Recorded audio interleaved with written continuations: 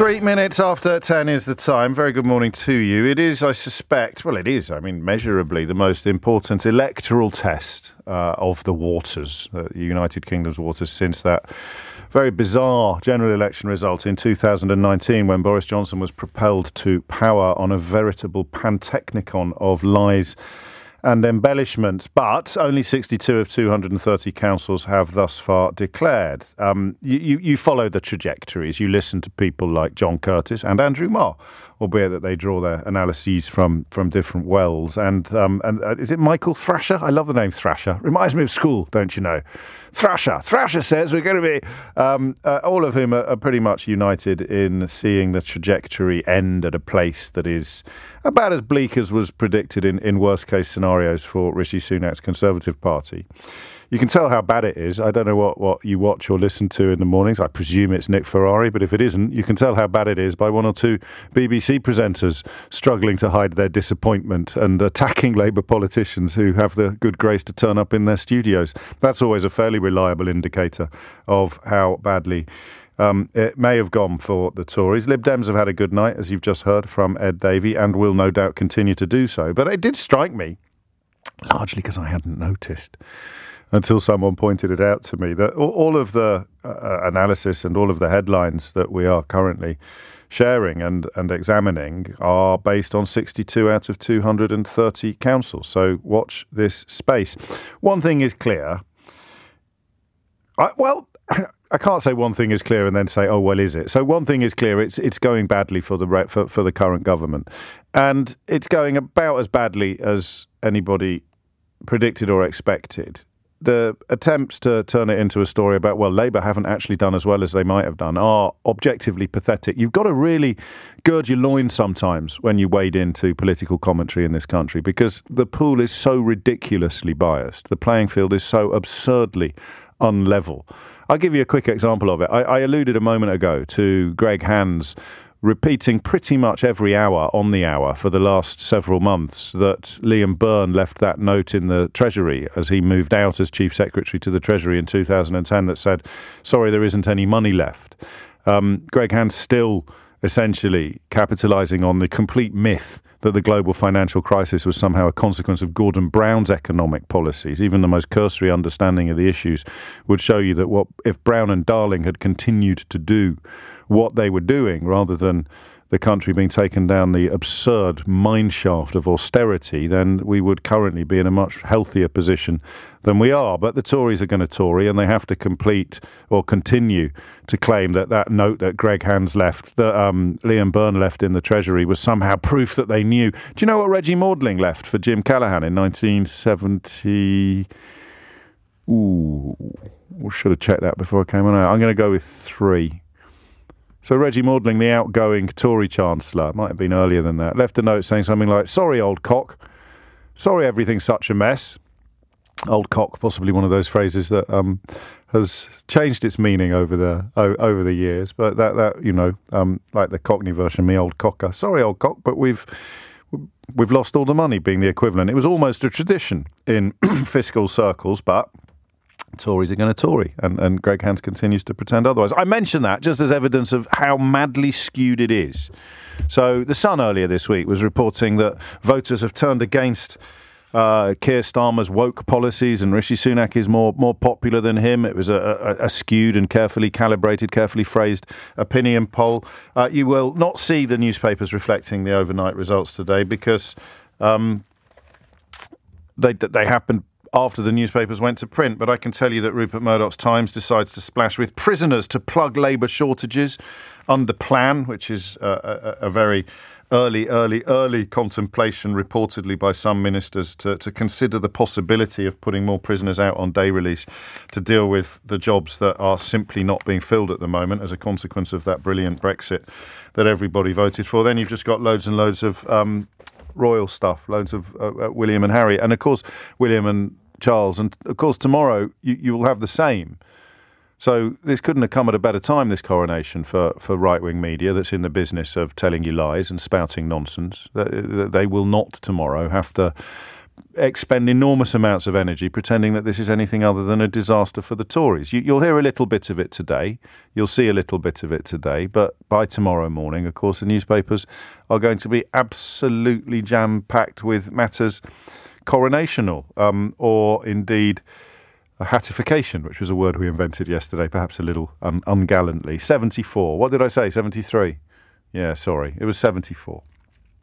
Common practice, of course, for Exchequer ministers to leave cheeky notes for their successors, but people like Greg Hands pretend that it's significant and huge swathes of the country lap it up. So what do we do today, given that it's unlikely the overall numbers are going to shift much while we're on air? We presume that the trajectory is going to continue in the direction it is currently heading. We conclude, therefore, that the Liberal Democrats have had an outstanding night and that the or was it 64? There's an argument now about whether it was 64 or 74. I should never open these Pandora's boxes of political trivia, should I, unless I've got all my ducks in a row. The Liberal Democrats are describing their results as groundbreaking, seems fair. What I was struck by was the number of councils that have stayed under no overall control, but have seen the largest party on the council with no over control change, largely from Tory to Labour or Lib Dem. We'll do a side order this morning of voter ID stories. I'm not quite sure how to measure that or calibrate that. I know my colleague Lewis Goodall has been doing his best to get across how big a problem that has proved to be. But my problem, of course, is that people who didn't realise they needed ID to turn up to vote yesterday are probably not at the front of the queue of people tuning into a station or a programme like this the following morning. So we may have a conversation with electoral officers or with people that were present in voting booths. And then I think we'll start with Sunak. It occurred to me this morning that this is one of the only potholes that Rishi Sunak has encountered in his entire life. I mean, listen, I've got lots of friends who have followed similar trajectories. They haven't ended up quite as rich as Rishi Sunak, but they ended up in the city and they've led and they went to schools like mine and they segued effortlessly as if it were a mere conveyor belt into top universities, and they have had lives of, as I have, of untrammeled privilege.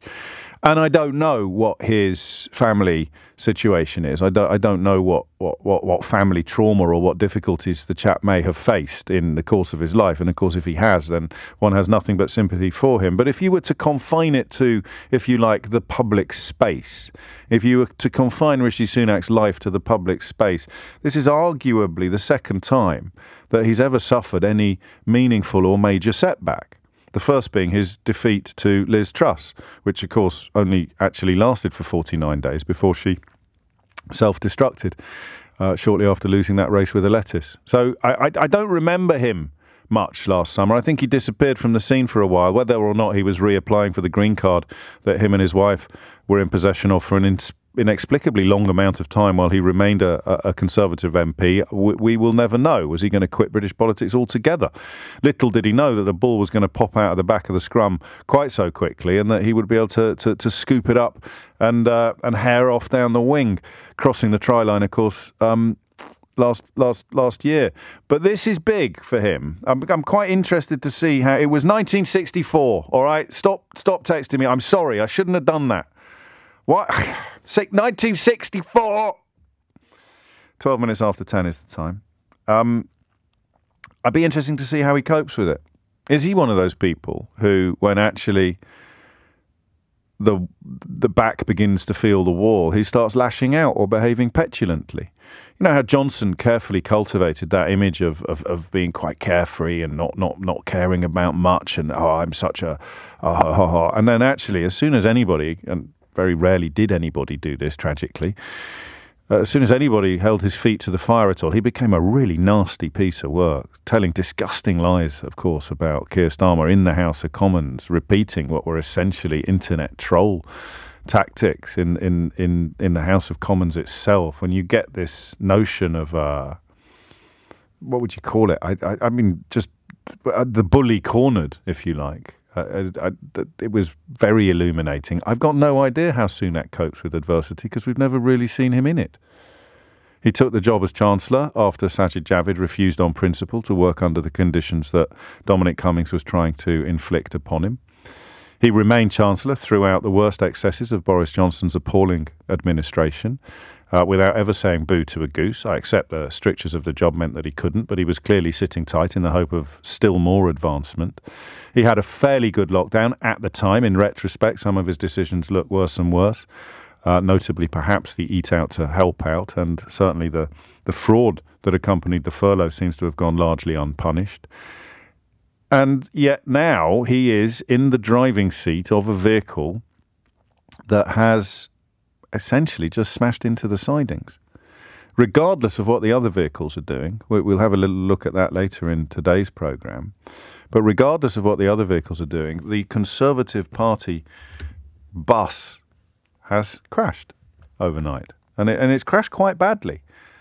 I won't over-egg this particular analogy, but the casualty count is going to be about as high as the worst predictions suggested. Maybe not as high as the worst, but in that kind of area. So Rishi Sunak in the driving seat for a disastrous electoral performance. That's a matter of fact. I don't know how many people are going to try to pretend that it's not, or try to turn it into a conversation about, well, I think you'll find that Keir Starmer's Labour Party didn't win every single council seat on every single council in the country. Therefore, this is actually a very bad night for them, actually. But this is a disaster for the Tories. Predicted, expected, but a disaster. Don't get smug if you're keen to see the back of them. Anything can happen in politics. If a week is a long time, what the hell is 18 months? I often think of the Falkland Islands, bizarrely, on mornings like this, because I don't think it's apocryphal to say that Margaret Thatcher's polling, shortly before General Galtieri decided to send troops to the Falkland Islands, Margaret Thatcher's polling was catastrophic. The notion of her winning a second term in Downing Street was vanishingly small. And then, of course, the Falklands War came along and delivered historic public support to the Prime Minister who sent troops to the South Atlantic, quite rightly, and actually displayed, whatever you thought about other things that she did remarkable qualities of leadership in that context. So you never know what's going to happen. Keir Starmer is currently trying to carry a Ming vase across an ice rink. That's the best way to understand it. You've probably heard that analogy before. I explore it a bit further with Alistair Campbell, who knows quite a lot about this stuff, in next week's Full Disclosure. But that is the tactic they have chosen. We're not going to make massive announcements. We're not going to set off fireworks. That's the choice you've got. Either we set off fireworks, have a big party, try and invite as many people as possible, everybody starts dancing around our maypole, or you take what you've got, which is a very, very damaged opponent, and you carry the Ming vase of victory across an ice rink, hoping that you won't slip over. It may not be the right decision, but it's the decision that is clearly taken. So what should Sunak do now? Here's a really interesting thing. So Rishi Sunak, I read in the Telegraph today, faces pressure from the right wing of the party. Could you imagine that? Rishi Sunak faces pressure from people further to the right of a government that is using racist rhetoric about refugees to cover up their utter failure to govern effectively in every other area of British life. Rishi Sunak faces pressure from people further to the right than his current cabinet, which of course contains Suella Braverman, and until relatively recently contained Dominic Raab. What is further to the right than Rishi Sunak? Yeah, that was actually a rhetorical question, but I couldn't come up with any answers either. Government policies that involve lies about the most desperate people on the planet, rendering them illegals rather than humans when they are absolutely not illegal, when the government ministers who were ever asked what law these people are breaking are utterly unable to say so. When they're asked why you're not arresting these people, are utterly unable to say so. And yet even today, having presided over exponential increases in the number of desperate souls crossing the English Channel in dinghies, even today Rishi Sunak keeps promising to stop the boats. So what does a lurch to the right look like? Bring back the birch? The cat o' nine tails? The death penalty? But what does a lurch to the left look like? And how big a shadow does Brexit cast over everything? It doesn't seem to have played much of a part in votes overnight, but I can tell you this, because it's very interesting. Labour's making its gains in Brexit voting areas, and the Tories are making their biggest losses in Brexit voting areas. There's a lot to look at, but let's have a little look further down the line, further down the road. And I want you to answer this intelligently, if you don't mind. I don't want you to ring in because it just clogs up the switchboard. Ring in and say, I think he should resign. It's great fun. Send me a text if you want, but don't ring in to say it. If there's two ways into this. If the Tories want to improve, what should they do as a party? That doesn't necessarily involve Rishi Sunak still being leader. I mean, they're a ruthless bunch, as we have seen many times in history. And then the second question is, if you were Rishi Sunak, what would you do now? 0345 6060 973 is the number that you need. If you were Rishi Sunak, what would you do now? And in the next hour, we might well do, if you were Keir Starmer, what would you do now? But when I say that, I don't just mean, brush your teeth and have a sandwich. I obviously mean electorally, nationally, politically. Because I think it's tricky. I think sometimes there's a danger if you do what I do for a living that you sit here sounding like a know-it-all. I haven't got a clue at this point what I would do with Rishi Sunak, but I find the idea of lurching further to the right almost impossible to imagine because I don't know what is there. What is further to the right than this lot? 0345 6060 973 is the number that you need. What would you do if you were Rishi Sunak? What should Rishi Sunak do next? And how can the Tories avert repetition of this disaster at the next general election? Hit the numbers now, you will get through. It's 20 minutes past 10. 23 minutes after 10 is the time. You're listening to James O'Brien on LBC as we pick over the bones. We haven't got many bones yet. We pick over some of the bones of yesterday's local election results. Londoners, of course, excluded from the excitement, which I didn't realise until I got home and wondered where the local voting centre was. Should we go and vote, darling? I don't think we've got one this time round. I actually had someone canvass me. Maybe he was a burglar casing the joint. Someone came round the other day, last Saturday, and said, hello, I'm just canvassing for the local Labour Party. I said, oh, really? Okay. Well, on you go. We're pretty cool about how we're going to vote. Thank you very much. It's like Home Alone, wasn't it? It was like Joe Pesci turning up in Home Alone. Better keep an eye, better make sure the door's double locked. 24 after 10 is the time. What should they do? What would a lurch to the right mean for the Tories? And if it's not a lurch to the right, what can Sunak do to win you back, actually? I always like talking to people who are non-head-banging Tories, i.e. people who are capable of changing their mind or seeing straight, not people whose scarf of loyalty is tied so tightly around their neck that it's cut off the supply of blood to their brain. Adam's in Birmingham. Adam, what do you reckon? Hi, James. So don't interrogate this too deeply because it's just an epiphany. You've rung the wrong show, champ.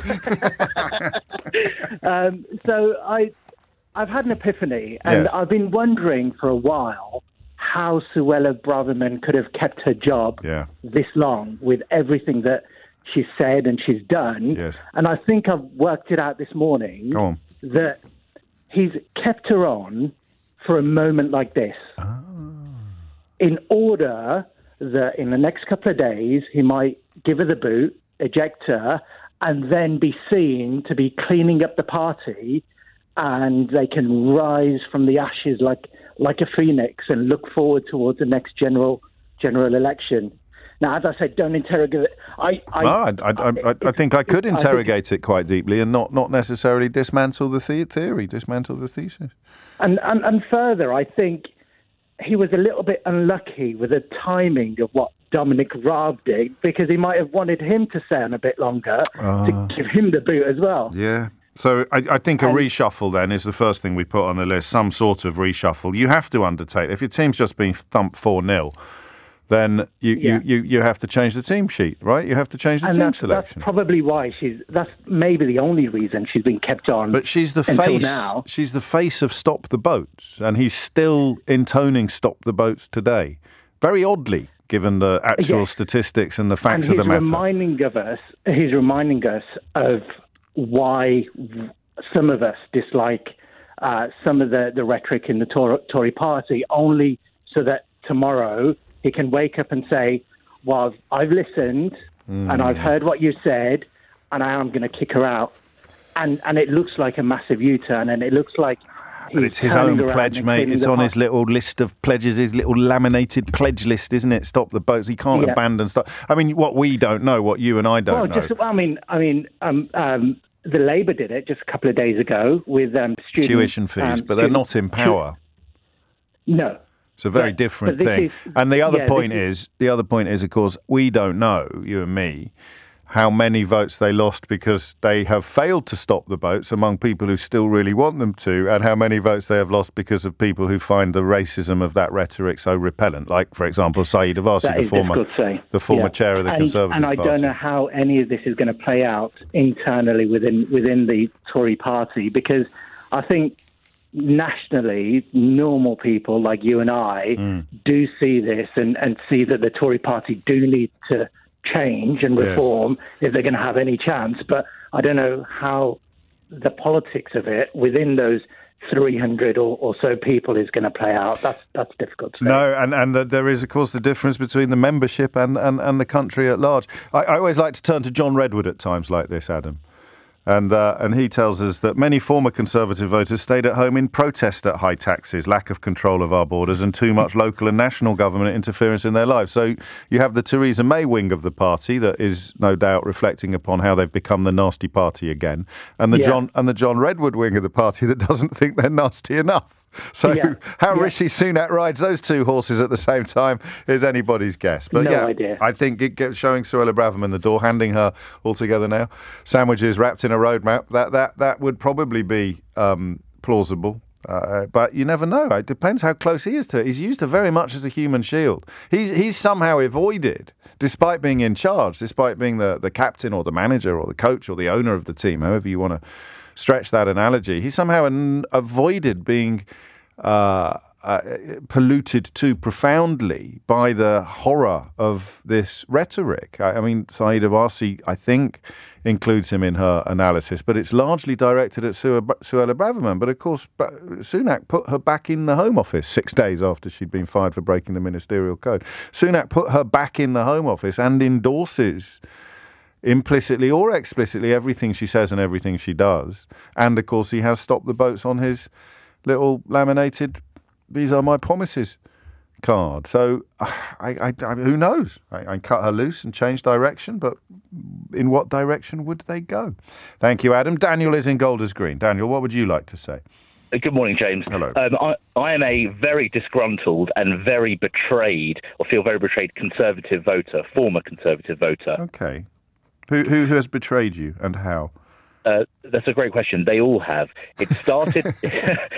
Infamy. They've all got it, infamy. James, it started almost immediately after 2010 with George Osborne and David Cameron. Okay. It started when George Osborne raised VAT to 20%, when Gordon Brown had cut VAT to 15% to boost the economy. Yeah, it then started with David Cameron and George Osborne's appalling ideological austerity cuts, where they introduced swinging, horrendous ideological cuts to frontline public services, which we never voted for. No one voted for. At the same time as them introducing punishing austerity cuts to frontline public services, including the police, maternity units, hospitals, libraries, they also then said, we also need to raise taxes. So, George Osborne introduced a 3% surcharge on second properties. They started waging war on landlords. They brought in insurance premium tax. The list goes on and on and on. And the reason why, and if Rishi Sunak or any Conservative politicians are listening now, the reason why you're losing so badly and you are being hammered is because you have alienated everyone. You've alienated your core voters, people with a little bit of wealth, business creators, entrepreneurs, landlords. You've alienated them with punishing tax cuts. You've also alienated potential Labour voters, or potential voters that come over from Labour, by punishing the poorest people in this country, nurses, doctors, frontline public sector workers, by sniping at them, refusing them well-deserved pay increases. So, James, they've alienated everyone, is what I'm trying to say. I think you're right, but I don't know where you think the money would come from, if not from any of those people. Well, look, the money would come from attracting wealth, attracting business, putting more money in people's pockets. If you cut personal taxes, people will have more money in their pocket to go out and spend and hire. So this is a bit I mean, I don't get offended, Daniel, but that's a tiny bit Trussian, isn't it? Oh, that is quite an insult. I know, I'm really sorry. I shouldn't have said. I've laid out some fairly hefty hits on the show over the years, but that might be the vilest and the foulest. But it might be a bit true, no? I mean, this idea that you generate growth by putting more money in the pockets of people, and Truss perhaps would say the richest people, and you would say all the people. But it is vulnerable to similar criticisms, I think, isn't it? Magic money tree sort of criticisms, or well, no. Except if you look, when Gordon Brown cut VAT from 17.5% to 15%, it produced, I think, another more than £2 billion to the Treasury. What's happened with the war on landlords? You're a landlord, aren't you? I am. Yes, yeah. So I mean, I always that's. I salute your honesty, because I mean there is that slight danger for all of us of describe. In fact, if I was feeling really cheeky, I'd say this is the difference between a relatively wealthy Tory and a relatively wealthy Labour supporter, is that the relatively wealthy Tory rings me to tell me about how their own life could be improved while pretending that they're actually concerned about the improvements of everybody else's life. No, I know, Jay, but I genuinely mean it, and also. Yeah, the increase in taxes and regulation on landlords has actually, according to a report recently, cost the Treasury £1.5 billion in lost income tax on the rental income. So these punishing tax cuts on everyone are just not working. No, I hear you, yeah. and I mean I think we disagree. I think people like me and possibly you should be paying more tax in order to deal with some of the problems that you have described. But I understand the appeal of what. But this would involve a move to the right. I mean, this is not a million miles away, Daniel. I've already compared you to Liz Truss, so in for a penny, in for a pound. You're not a million miles away from John Redwood on this, mate. Oh, I like to think of it too far, he says. Too far, James. Too far. Yeah, too much. Too far. Too soon. James, I'm going to tell you, last year I paid £100,000 in capital gains tax, and I felt proud. Good. I'm glad you felt proud, and you should feel proud. And of course, that means that you are selling capital, you're selling assets, and it's evidence of. So yeah, I didn't mean to portray you as being greedy or selfish or anything like that. And of course, you have to listen to people who are generating wealth if you're going to have serious policies designed to spread wealth around. 10:34 is the time. Thomas, good Lord, I'm late for this. Sorry, Thomas Watts. 10:36 is the time. You're listening to James O'Brien on LBC. The question of what the Tories should do is actually gets more interesting the more you think about it, because it's not easy. You suggest getting rid of. Adam suggested getting rid of Suella Braverman, which obviously would appeal to people who find the racist refugee rhetoric repellent. Oh, that's a nice racist. That's a 4-word alliteration. That can we get another one? There's no synonym for people, is there, that begins with R? So you've got people who reckon. Racist, no, because then you need. Anyway, the racist refugee rhetoric is repellent, but you've got lots of people who love it, of course.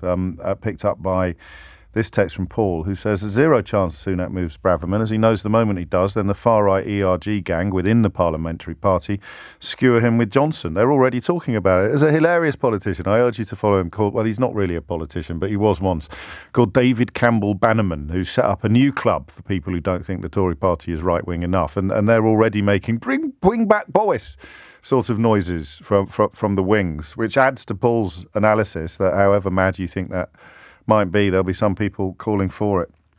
And of course, if Murdoch and the Daily Mail get behind it, then who knows where we could end up. But Paul goes on, Sunak's weak and he knows it. He can't actually do anything. Starmer needs to adopt the same attitude as Sir Alex Ferguson did with rival managers when he was at Manchester United. When they were a threat, he was brutal. When they weren't, he became much closer to them and laid off the mind games. Sunak has been backed into a corner. His party don't have a single policy to talk about or a single success after 13 years in power. Leave him there. No one's mentioned the B word yet. Usually they'd claim that as a big success. Notable how I haven't had anyone do that for a very long time. What did you do? You got Brexit done. Oh, yeah, I'll vote for you then. Peter is in Gillingham. Peter, what would you like to say? Yes, I'm phoning from Medway, the place which now is for 25 years has been Conservative. It's now Labour, and Raymond Chishti, the MP here, disowned Suella Braverman. It's like fighting like cats in a sack. Yes, it is. I need to point out, Peter, at this point, that as a fully paid-up member of the Conservative client journalist cabal, Labour only won. They didn't win by everything. It didn't go that well for them. They only won for the first time in 24. So it is actually not that good for Labour. Something. Greg Hand, something. I absolutely know that, and I walked the streets and contributed to that result. So I'm pleased that it happened. Yes. But you asked the question. I did. What should Rishi do? And contrary to what the other people have said, Rishi is in a corner. I spend some of my time thinking about strategy. So he's in a corner. He's going to do disruptive things. He's got to pull rabbits out of the hat. He's basically knackered. Oh, man, if there was a decent left-wing tabloid, that would be tomorrow's front page, wouldn't it, in a nutshell? I'm a musician, I do this. Anyway, so he is on a road to nowhere, talking head. Yes. So what he's going to do, what he should do, is start talking about Brexit, which you just mentioned, and start making warm noises about getting closer to Europe and face off the ERG and move to the centre ground where Johnson's people are. Whether he does it's up to him. But hang on a minute. Johnson's old people might be there, but Johnson's current people are completely ERG infused. Yeah, but the ERG are also in disarray. Sunak does know that. If he's smart, which he is, he'll move to the centre, is my answer. And if Starmer's clever, he'll wait for Sunak to do that and then follow him. It's really like a little dance, isn't it? Well, you come from a position that it is eventually inevitable that both parties will have to be seeking closer ties to Europe, which is evidentially true, but still politically tricky. Yeah, absolutely. It's like two lovers. The girlfriend says, "I dumped you," and the boyfriend says, "No, I dumped you first." Yeah. So Starmer needs Sunak to do it first, because otherwise he'll be trounced by the right-wing media. But I think that, you've reminded. There's three constituencies, not two. There's the Parliament for Sunak to consider. There's the membership, who would be absolutely livid at what you propose, livid beyond words. Still, largely because of the right-wing media you allude to. Then there is the country, as we mentioned. So they're going to want very different things from what the Conservative Party membership want, and they elect the next leader. They don't have the power to get rid of the current one. But then there's the Parliamentary Conservative Party as well, which is a whole new set of priorities and issues. Crikey. So before I go full Alan Partridge, remember, he's Sunaked. Never go full Alan Partridge, please. He is Sunaked. You can have that. Again, I know this is something I am going to go on about quite a lot moving forward, so be warned, because you get gaslit yourself. Oh, keep pointing out if you don't keep pointing out how absurdly, ridiculously, madly biased everything is, it becomes more and more normal. So what are the odds on there being a front page story tomorrow saying Sunaked? What are the odds? And yet it's a brilliant front page headline. It's got, the mischief of the red top tabloids all over it. It's beautiful, utterly comprehensible, striking, immediate. They'll probably just do it to spite me now. But what are the odds? So that gives you an indication of how madly biased everything is. You go back 2 or 3 days, the Sun have got front pages saying the people have turned against Keir Starmer's woke agenda. You got the Tories suffering their worst council election defeats in 1 or 2 generations, and you won't have a front page tomorrow, partly because they'll all be about the coronation. But even if they weren't, you're not going to get the Sunaked front page in a month of Sundays. Andrew's in Tiverton. Andrew, what would you like to say? Oh, hello, James.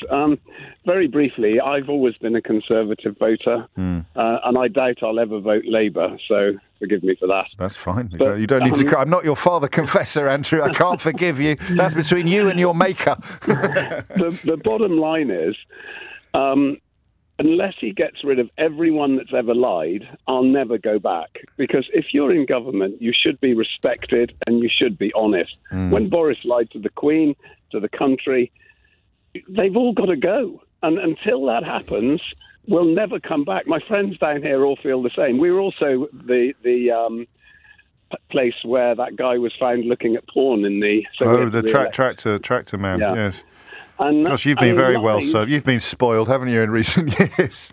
We cannot tolerate governments that lie to us. It's as simple as that. And until all of the liars have gone, I'm never coming back. So okay, try. It's Liberal Democrats. Okay, no, that's Liberal Democrats. I think benefiting from a lot of that dissatisfaction, while you still have that legacy of sort of Labour allergy. But if they got rid of all the liars, Andrew, who would be left?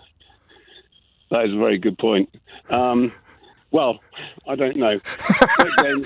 Honestly, do you remember shortly after the last election, there was a couple of papers with the headline, because it was such a landslide, is this the end of the Labour Party?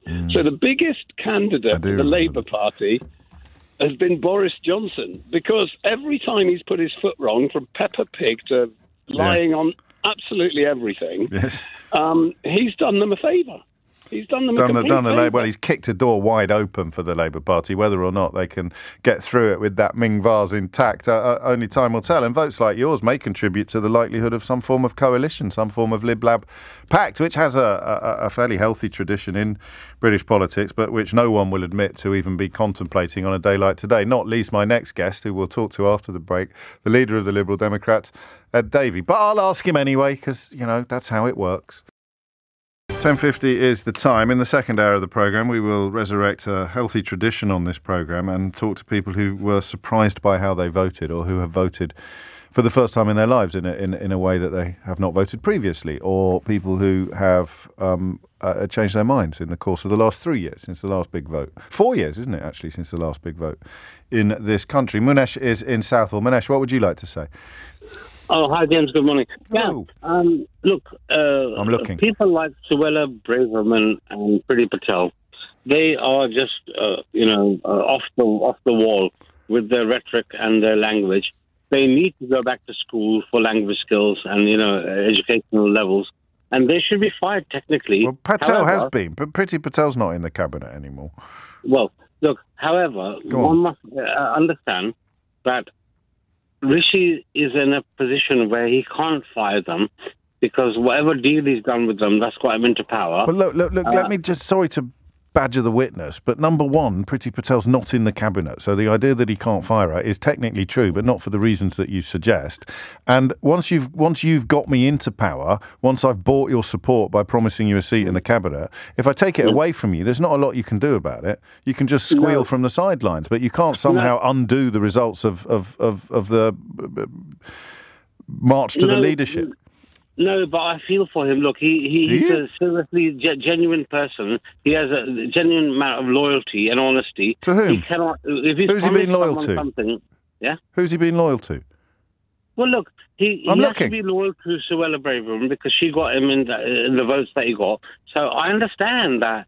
But although she should be fired, he's not in a position to do that. So what my position is, my thoughts are, is that he's put a noose around her neck, and he's going to let her fire herself. Okay, that's the way I believe it. So his answer, I mean, what should he do next? You just say sit still and wait. Well, for that particular thing, yes. But look, what he can do to rectify the situation is to put the record on straight and say, look, at the end of the day, look at the fundamentals. Do these boats need to be stopped? Yes, everyone agrees that, for safety reasons for everyone. Is there illegal immigration? Yes, we need to fix that. And if you look at the technicalities of this, in any country, if you break a law before you enter the country, you should not be allowed in that country. So I don't know what you're talking. I don't really know what you're talking about now, Munesh. But I'm sure that's my fault. But I would remind you, he can sack Braverman if he wants to, and Priti Patel isn't in the cabinet. So the idea that he's somehow being held hostage by their presence in the cabinet is certainly open to dispute. Let's hear what the man himself has had to say this morning. And remember, this is entirely my fanciful thinking or my theorising. This is it's a life of almost untrammelled privilege and success. Okay. And certainly professionally, he doesn't really suffer setbacks. Losing to Liz Truss, I think that's quite easy to process, given, A, the inherent racism of the Conservative Party membership, much of the Conservative Party membership. David Starkey speaking for them yesterday when he said publicly that he's not really part of our culture, talking about Rishi Sunak. I'll leave you to speculate on what he might possibly mean by that. And then the notion that he has to somehow pull this one out of the fire. So let's hear what Sunak had to say earlier this morning. Working class voters look like they're going back to the Labour Party. Do you take personal responsibility for the overall vote? And did Boris Johnson have something that you don't?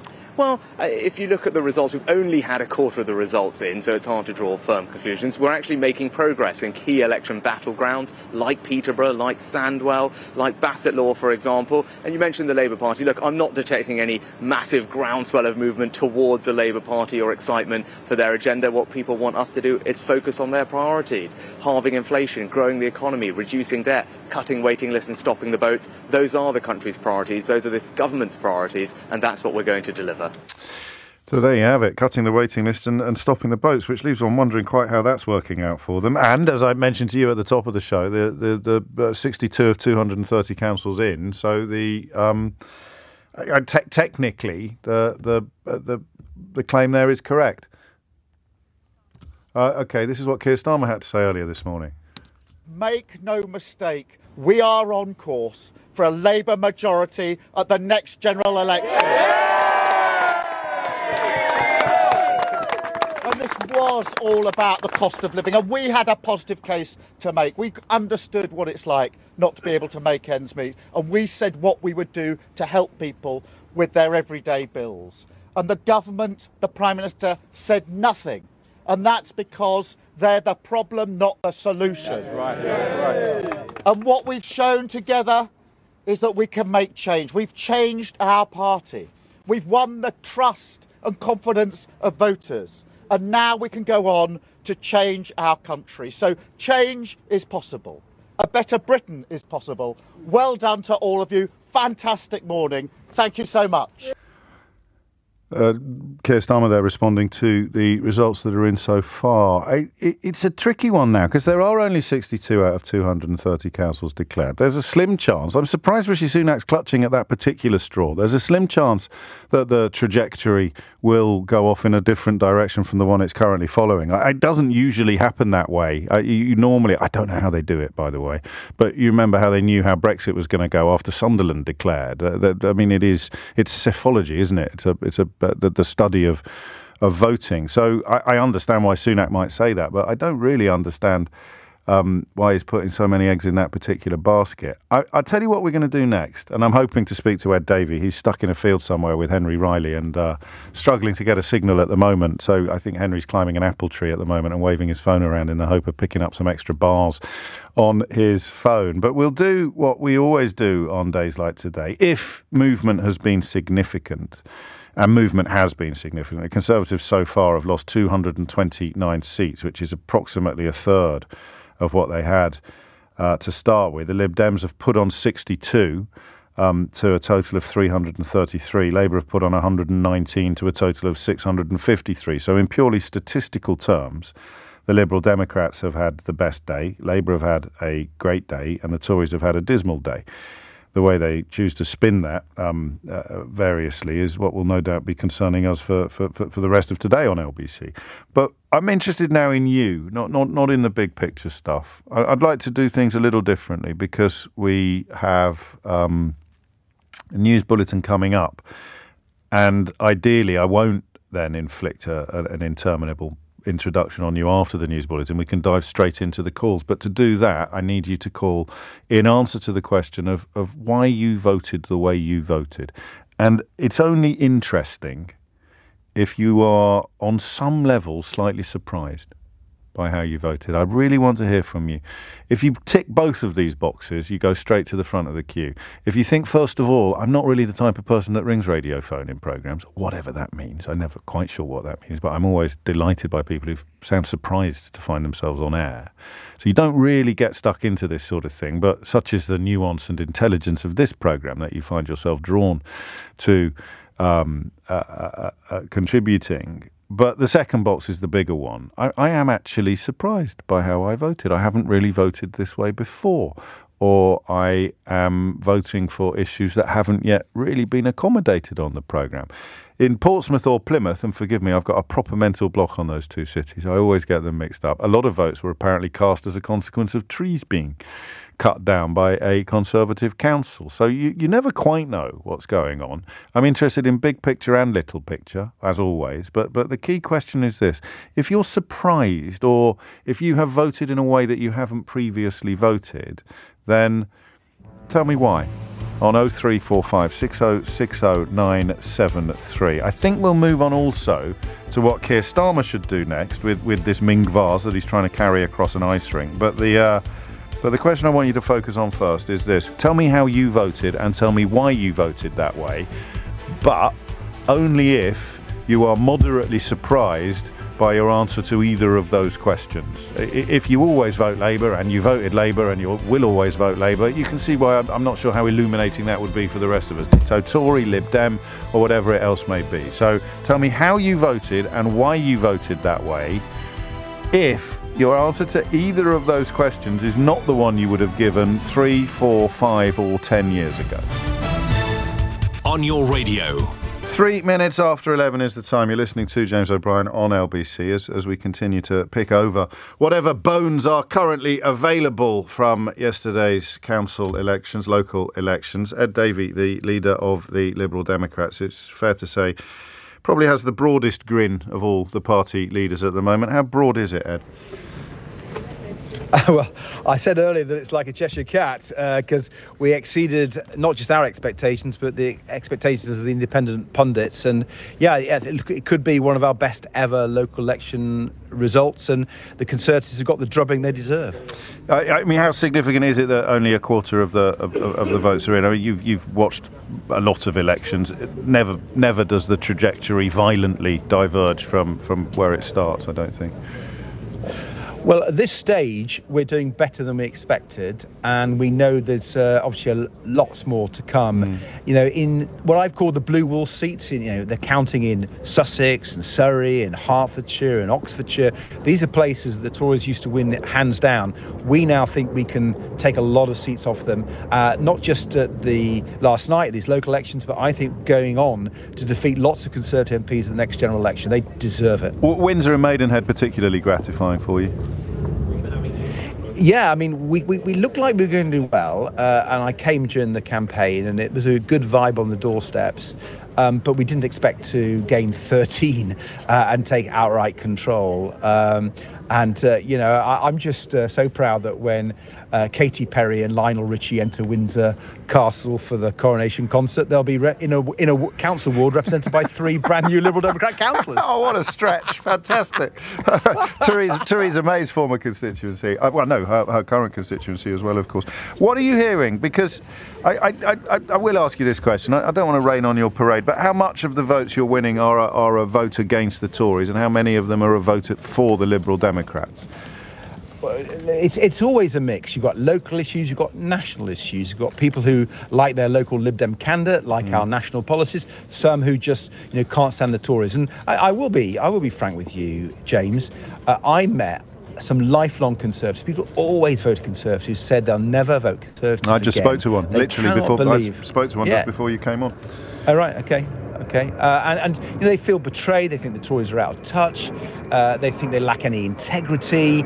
I think they're right. I think I've never known our country so badly governed. I think it's just shocking. They should go. We need a general election as soon as possible. Get them out. Well, we're not going to get that. We'll get that as and when the Tories decide that we're going to have it, and you will be fighting it, of course, in the knowledge that Labour are by far the most likely opposition party to get a majority. Let me be the 17th person to ask you today whether you'd contemplate coalition government.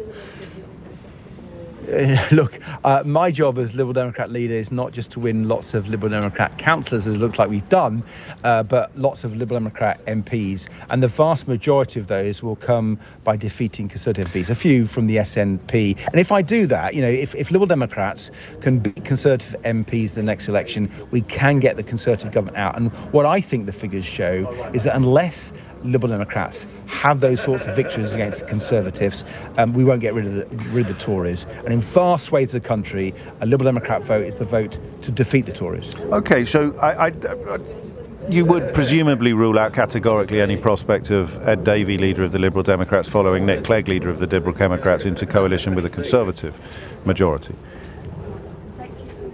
Listen, I've always said that's not possible. Yeah. I've said as leader that I've fought the Tories all my life, and I fought them every day in government, and I'm fighting to get rid of Conservative MPs. I don't think I could be as clearer than that, you know. No, thank you. I appreciate that, but not all my listeners would have done.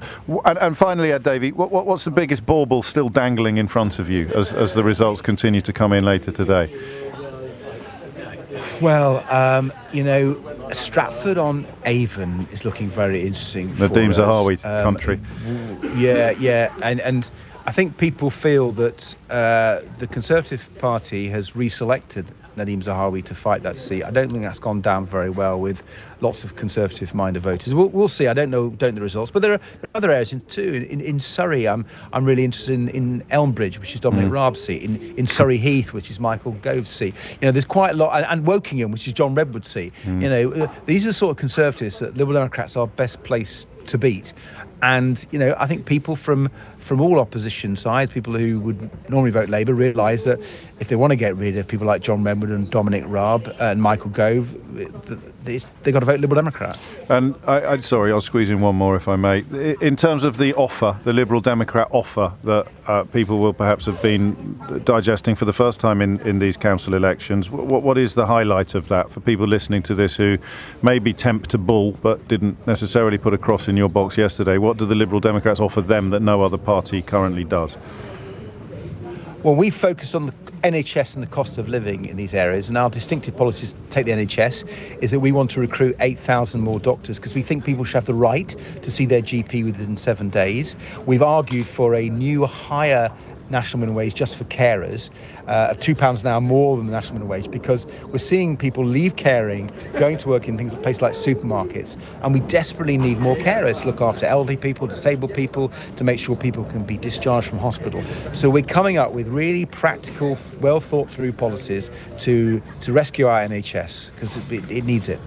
Davey, thank you, and congratulations if things continue on the current trajectory. Thanks, James. It's a great day's work for you and of course all of your colleagues in the Liberal Democrat Party. I always think it's important to remember on days like today that the people who are doing it all year round. I got an old pal I went to college with who's a real Liberal Democrat activist. He never stops. He's constantly pushing the party, even when they're a million miles away from the news headlines. 9 minutes after 11 is the time. Let's get stuck into your votes now, which are, of course, the single most important factor in any discussion. Oh, we've got another one. 63 out of 230, but I can't currently see. That's the first one.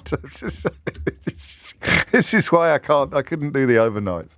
That's the first new council to declare since I came on air this morning, and I haven't got the technology in front of me to work out which way it's gone. But someone will tell me, no doubt, imminently. The broader picture hasn't changed yet. It's still a very good night for the Liberal Democrats, a very, very good night for the Liberal Democrats. I sound like the old ladies in the back of the car on that AA advert. He's a very nice man. He's a very, very nice man. It was a very, very good night for the Liberal Democrats, a very good night for the Labour Party, and so far, a very bad night for the Tories. Let's have a look at why you voted, especially if you found yourself slightly surprised at the box in which your cross appeared. Dave's in Leicester. Dave, what can you tell me? Hi, James. Well, I wasn't surprised, James. I was absolutely staggered at the way I voted yesterday. Go on, tell me more. Well, so if I go back a long time, my granddad fought during the First World War, came back and was a trade unionist. He was a Labour Party member. He became a Labour Party agent. He got the first East Leicester MP. He was his agent when the first Labour MP was elected in Leicester East. Wow. He went on to get a second MP elected in Leicester. My dad was a trade unionist. He was a ship steward. I've been left of centre all my life. I've never voted anything other than Labour. There were things about Corbyn I didn't like, but I went in the round. Yes, I voted for Corbyn. Things I don't like about Starmer. And I would have voted for Starmer, but I live in South Leicester. It's Alberto Costa is my MP. Yes. It's former Chancellor of the Exchequer, Nigel Lawson's seat. And I voted Liberal Democrat yesterday. Tactically? Tactically, yeah, because I know there are Liberal Democrats on the council. The Labour Party only actually fielded one person for two seats on the council. And I looked at voting Labour one and Lib Dem the other, but I want to see the back of the Tories in local and national level, so I voted Lib Dem for both. And did you use a website to or did you just work it out for yourself? Well, I follow politics anyway, and I follow clearly politics, so I had a clear idea. So for your vote to count, with the priority being a change of personnel, your vote had to be for the Liberal Democrats. It had to be, because come the general election, the Labour Party in South Leicester have got absolutely zero chance. Right. If the sitting MP is to be beaten, it will have to be a Liberal Democrat. So I'm going, come the general election, I will lend in my vote. And that is pertinent and interesting because of the Labour blood that clearly courses through your veins. Did you hear the interview with Ed Davey just then? I did. Because I was surprised by how honest he was about that. The two elements that you really personally represent. Number one, the prioritisation of getting the Tories out over perhaps being particularly enamoured of anything that the Liberal Democrats specifically offer. Yeah. And number two, the identity of individual MPs in winnable constituencies. The list of names, the Raab, the Gove, the Redwood, the ones that people... you'd put Alberto Costa on that list as well. Well, I'd put Alberto Costa on that list. He's from Scotland. I don't think he's got any interest in the constituency. He's got an office which I can't ever remember being open. Well, it will be. It will be in the run up to the general election, and of course, all him by email. He never responds. Okay, and one thing that reassured me was Ed Davies' first comment. I've been fighting Tories all my life, and that's sort of a bit of a reassurance that. What did you think? Just while you're here, I'll hit the break on time rather than take another call. So I can ask you this: what did you think when he said I was fighting the Tories even when I was in government with them? Because it's technically true that they were, him more so than some of his colleagues actually. But it's an odd one, isn't it? It's an odd that's the odd nature of coalition. We're not really used to it in this country. No. And to be perfectly honest, I don't think coalitions are necessarily the way. I don't want to see a coalition. I want to see an outright Labour win. And if that's not going to be the case, then obviously my granddad and my dad are both dead now, but I'd ask their forgiveness. But if it can't be a Labour win, then I want it to be a Lib Dem win, because we cannot put up with any more of this. It's a real echo there. No, I hear you. I mean, looking at some of the numbers, the polling, as opposed to the overnight results, I do, and Andrew in Tiverton just honestly saying that there's no earthly way I could ever vote Labour, so it will have to be Lib Dem.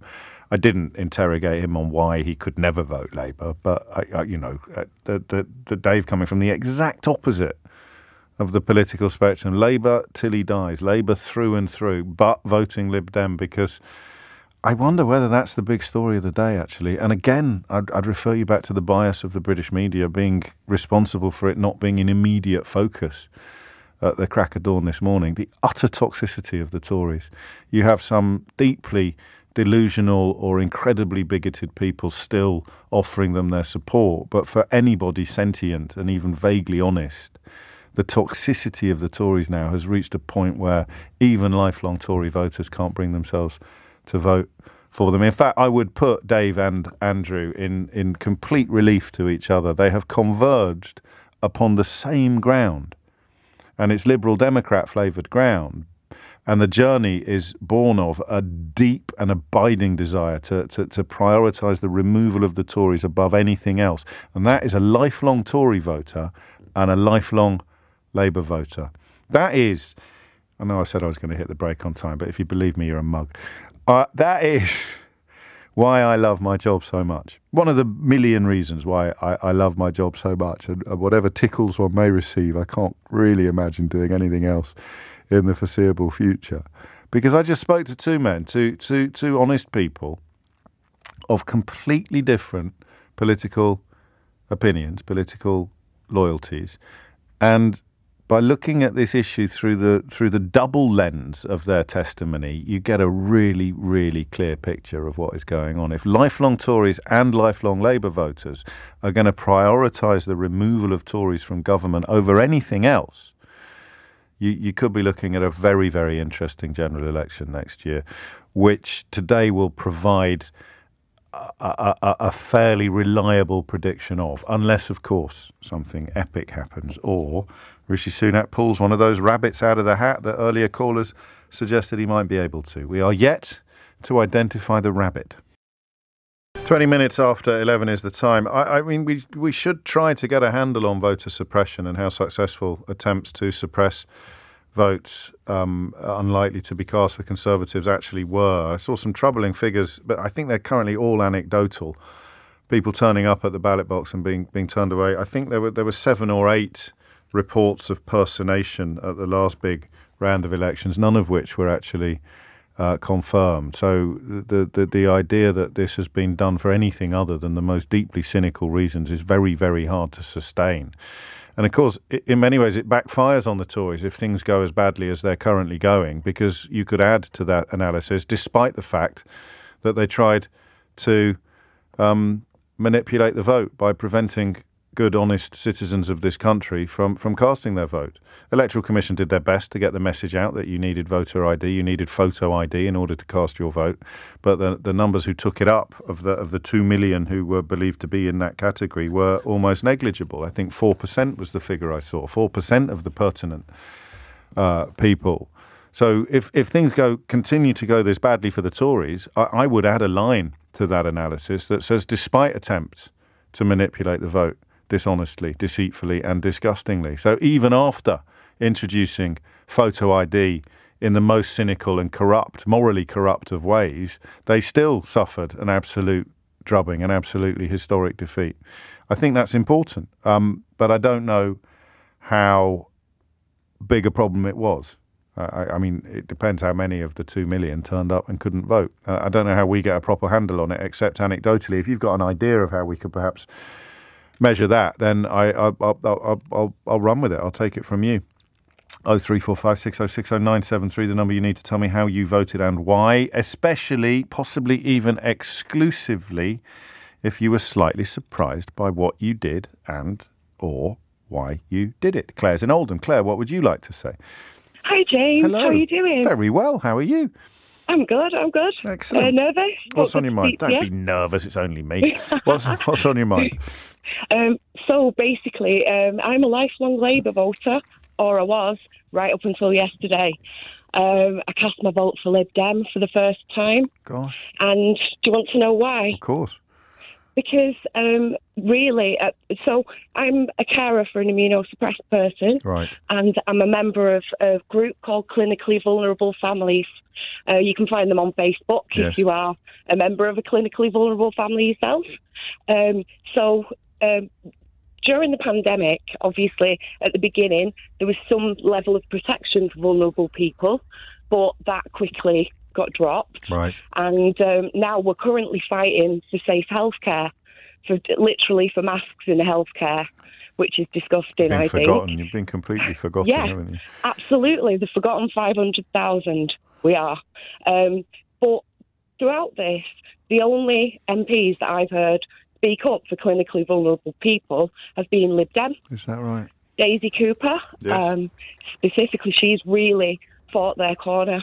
So, and also, when it comes to my MP, who is Labour, I asked her the other day about ID, because we do wear masks everywhere. Yes. My son wanted to vote as well. So we were worried that we didn't want to remove our masks to be ID'd. Sorry, I'm getting really nervous. Hey, why are you getting nervous? I don't know. What can I do to help? Is there anything I can do to help? Oh, no, let me take a sip of water. All right, you have a sip of water and a deep breath. You're doing brilliantly. You're really doing brilliantly. Thank you. You're educating me as well. There's stuff here I didn't know about before. It's really interesting, Claire. Well, so I spoke to my MP about how to deal with this situation if we were asked to remove our masks. Yes. And she said, the only thing I can think of for you to do is to buy a clear mask. And she sent me a link to a clear mask. And I did look at it, and it's a £20 single-use mask for voting. She wants my vote, and she thinks I should pay. Well, yeah, now, listen. That's not a reasonable adjustment, is it? No, it's not. But I have some sympathy for... Was it Debbie Abrahams? Yes, indeed. I have some sympathy for her, because what would a Liberal Democrat have said? I don't know what else. Well, a Liberal Democrat, I'll tell you what they did say. Oh, she's got me. She's got me. Go on. So I spoke to the Lib Dem councillor. Yes. Her name escapes me. I'm quite no, don't worry. Diane Williamson. Well done. And she gave me the email for the elections office. Right. So I emailed them and asked them, and they confirmed that I would be able to be checked outside. So And Debbie did you? Abrahams could have done that. Yeah, you're right. I did. Well, Yeah, she'll we be went, if she's listening to this, she'll be kicking herself actually. Well, because it was a fairly easy thing to establish. So you did, man. I saw a couple of people complaining, and it would have been different from one voting centre to another, wouldn't it? But I saw a couple of people complaining that they were being ordered to either take their mask off or go home. There was no way they could vote while masked in the booth. But you discovered, thanks to the intervention of Diane Williamson, you discovered that it was possible to do that, and therefore you managed to exercise your democratic rights. Absolutely. That's and good. I did try and share the comment from the head of elections of our town as far as I could on Twitter, just so that other people would know that they should be able to do this if we're applying the rules consistently. But obviously I haven't got a huge reach. I've got about 1,000 followers. And I didn't see it, did I? If I'd seen it, I'd have retweeted it. I'm sorry. I can't. What can I do? This is all the people. Do you know what you can do? Tell me. You can support us. Okay, you can support the Forgotten 500,000 because I've approached so many people and nobody seems interested anymore. And, you know, for us, it hasn't moved on. And the reason is that immunosuppressed people often don't make antibodies when they get a vaccine. Right. So some of them have had 7 vaccines and they still haven't got antibodies. So obviously that means that they're as unprotected as everybody else was at the beginning. As they ever were, and of course they remain at just as high a risk of catching it, just as everybody else relaxes and starts behaving in ways that are more likely to spread it around than at any point almost since it began now. Yeah, absolutely. We feel protected by the vaccines, but of course they don't protect you and yours. And I'd really like to make a bit of a plea to people to consider. Now, we're happy to not go to restaurants. You can have restaurants and pubs and theatres and everything else, but we just need masks in healthcare. That's it. That's all we're asking for. So if you do have to go to an outpatient appointment, we'd really appreciate it if you put a mask on. It means so much. Is it not happening? It's not. Because we were patients are barely ever doing it, and even some of the staff now. And that's down to individual trusts as well, because we were at West Mid recently, and they were pretty strong on that. And I mean, the bloke on the door was very strong about making sure they were supplying masks and everyone had to put one on and use the hand sanitizer. If you then took it off in the waiting area, you weren't getting collared. You weren't getting someone coming over to put it back on again. But to be fair, it was 2:00 on Sunday morning, so. I don't know. So they can do it, and it's not that difficult. And you are, of course, protecting deeply vulnerable people from possible infection, which should be a no-brainer, really, Claire. That's it. A lot of these people, they just don't feel like they matter anymore, and it's horrible to see. It must be horrible. I'm sorry. People talk about the mental health of a few weeks of lockdown in the beginning. Yes. Try that for 3 years, and then feeling like nobody cares about your life anymore. And it's awful. And still the light at the end of the tunnel is at the very least a mere glimmer. I will. You let me know what else I can do. We'll talk about it every time the subject comes up. We will remind people of the 500,000 immunosuppressed people. Thank you. Well, it's the least I can do. Better late than never. But before you go, just to steer you back to the phone-in we were having before you brought this extremely important issue to our attention.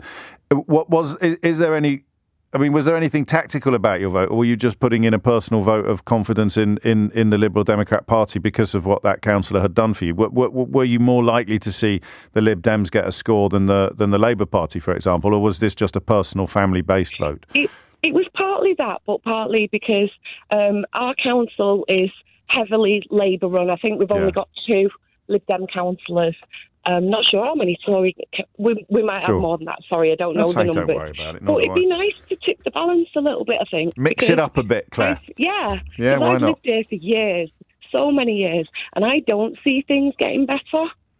So no, and a little bit of change can do you good. A little bit of change is as good as a rest, and you sound like someone who could really use a rest, Claire, given the pressures that you face as part of an immunosuppressed family. Thank you, and you'll be less nervous next time, and you are absolutely welcome to make all of the same points again until people start paying a little bit more attention to the situation that you and 500,000 other families find themselves in. It's 11:30. You're listening to James O'Brien on LBC. Thomas Watts is here now with your headlines. It's 11:33 and you are listening to James O'Brien on LBC. Shall we have a little click? Nope, still 63 out of 230 councils. So since I came on air at 11 o'clock this morning, one council has declared, and still I don't know which one it was. No, I've not managed to work out. It doesn't look to have made an enormous amount of difference to anybody, but would be nice perhaps to get across a few more, which I'm told are likely to start happening at 12 o'clock. Reasons why I love my job, chapter 512. I mentioned earlier, I got quite dewy-eyed, in fact, about the combination of two callers, one a lifelong Tory, one lifelong Labour, Dave and Andrew, providing, not as dewy-eyed as I got listening to Claire a moment ago, but providing a brilliant account of how two such diametrically opposed positions could end up converging on the same ground, in this case, the Liberal Democrats. Another reason I love my job is because of you. So I have the screens on in front of me, and I'm watching at the moment Beth Rigby on Sky doing exactly what I'm doing, but without the benefit of having everybody listening to the programme able to ring in and contribute. So the reason I can sound so relaxed at a moment like this is because I've got loads of people waiting to talk to me. I'd hate to do it without that. Imagine having to do it like that on the telly. It's just got, well, and yeah, so not one result in the last 90 minutes. I think it might be South Gloucestershire, which has just stayed under Tory control, but 10 losses. No, yes, no overall. I don't know. 23 Conservatives, they've lost 10. The Lib Dems have gained 3, and Labour have gained 6. So that's 22 councils now for the Labour Party, 12 for the Tories. Labour up 3, Tories down 9, and the Lib Dems up 1. I don't know what all that means. And then you have to turn to whichever politicians are available to ask them, unless you've got a heavy hitter like a party leader or something like that. You have to turn to whichever party leaders are available. That's not Liam Fox, is it, on Sky? Is that Liam Fox? Well, I rest my case. Talk about scraping the bottom of the barrel. Is he still around, Liam Fox? What's that? His phone would ring. He'd say, "What the hell is this in my pocket? Oh, good grief, it's a mobile phone. I forgot I had that. You want me to come on the tape? Well, I'll be there in 30 seconds." And there he is.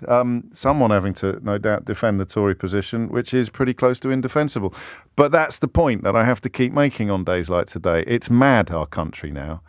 13 years of gaslighting, the disaster of Brexit still unacknowledgeable by the people that sold it to you, and tragically, for anybody interested in our country's genuine welfare, the people that sold you Brexit still can't tell you the truth about anything. So, this ludicrous attempt to inflate Rishi Sunak as being a safe pair of hands where his cabinet is populated by some of the vilest ghouls ever to pollute public discourse in this country. I actually heard people today trying to turn this conversation about the local election results into, well, Labour haven't done that well, have they? And your ears come out on stalk sometimes. You sit there and you think you're mishearing. But then you realise that everybody's gaslit. Not just those of us who are pointing out the gaslighting, but the people. Imagine if you were sort of immersed in Rupert Murdoch's bodily fluids for your entire career. On a day like today, you actually don't know what to do. You don't know what to do. You say, well, look, it's a disaster for the Tories. How can I possibly make it about being bad news for Labour? And you don't have a voice in your head that says you can't. Because you've been gaslit too. So you can't actually just say, oh, crikey. Seema Kotecha at the BBC tweeting that she's just had a text off a Conservative MP saying we are in deep excrement. They didn't use the word excrement. Jolly and Morm, the Good Law Project founder, rather cleverly responding, saying, are they swimming in a river? But that's the point. Off air, privately, honestly, all the Tories will be saying this is absolute carnage, this is disastrous. On air, client journalists and various shills will be trying to pretend that there's actually a conversation to be had about how it hasn't got that well for Labour. And that goes all the way into the BBC.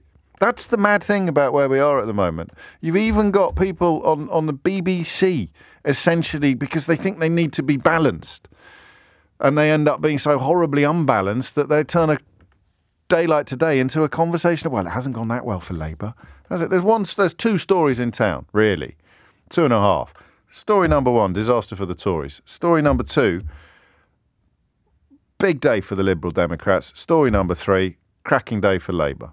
Not as good as it is for the Liberal Democrats, but still probably even better than they had hoped. And yet, if you were on the payroll, or you had spent the last 13 years, what if you'd spent the last 30 years shilling furiously for Thatcher and Cameron and Truss, bringing the country, Boris Johnson, delivering Liz Truss, gift-wrapped to an undeserving nation, cheerleading for Brexit, all of those. What do you do on a day?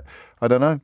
But don't take anything for granted, because the forces I'm describing are still immense, and they could yet undo or scupper what looks to be a fairly clear path into Downing Street for the Labour Party, whether they do it alone or whether they do it in coalition with the Liberal Democrats.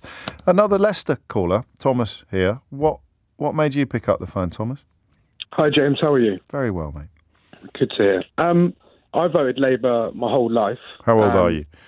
I'm 35, okay. So might be on the younger side for that one, maybe. No. Got into politics at about the age of 14, 15. Yeah. So passionate about it. And the Labour Party was almost like a football team to me. They're my party. They're who I'm going to vote for the Labour rest of my till life. I die. I know I am. I'm sure I am. I'm Labour till I die. Absolutely. I couldn't bring myself to vote for Labour this time around, and I'm almost certainly won't be voting for them at any general election. And I actually couldn't bring myself to vote for anyone. So I wouldn't vote for the Conservatives. The Liberal Democrats, I used to go to university, so for me, like them backtracking on their tuition fee pledge still hurts me today. Yes. And the Green Party they probably need to convince me a little bit more before I cross the box at a general election in the future. And I was quite interested in the little monologue that you just had before I came on air, basically claiming that it's been a successful night for the Labour Party today, or day for the Labour Party. I'd somewhat disagree. Okay. It should have been a landslide for them. Well, we've only had 63 out of 230 councils, and they've got 124 new seats. But we can see a pattern. If you can only say it should be a landslide if you voted for them, mate. Oh, I mean, you can look at evidence and you can make a comment on. No, of course you can. So, what sort of number would you be expecting after 63? 237 Tory losses, 124 Labour gains. What would have been a good result for Labour? I wouldn't be expecting a commentator like yourself claiming that the Liberal Democrats had a more successful day than the Labour Party. Well, they've gone up 62 from a much smaller base. They've got roughly half of what Labour have got in terms of seats gained from a much smaller base. What are we arguing about in your mind? I don't think we're arguing. I'm just making a comment on what he said. I mean, my main purpose for calling today was to say how disenfranchised I was with the Labour Party. I'm sorry to hear that. And I am surprised that I haven't voted for him. When Keir Starmer became leader, I still expect myself to vote for the Labour Party moving forward. However, the way that he's just ignored the numerous pledges that he's made when he became leader, and even, you're probably going to enjoy this, but the way he's treated Corbyn since he became leader, and my MP is Liz Kendall, and I'm sure we can all remember the TV appearance she did recently where she attacked Jeremy Corbyn. I'm completely disenfranchised, and I don't think I'm alone in that. I think there's a lot. What party were you supporting prior to 2015 then? I said at the start of the no, I know that's what I don't. That's what I don't understand. Because listen, you're a Corbyn fan and you're quite bitter about what's happened. I understand that. Yeah. But what party were you supporting when Ed Miliband or Gordon Brown were fighting general elections?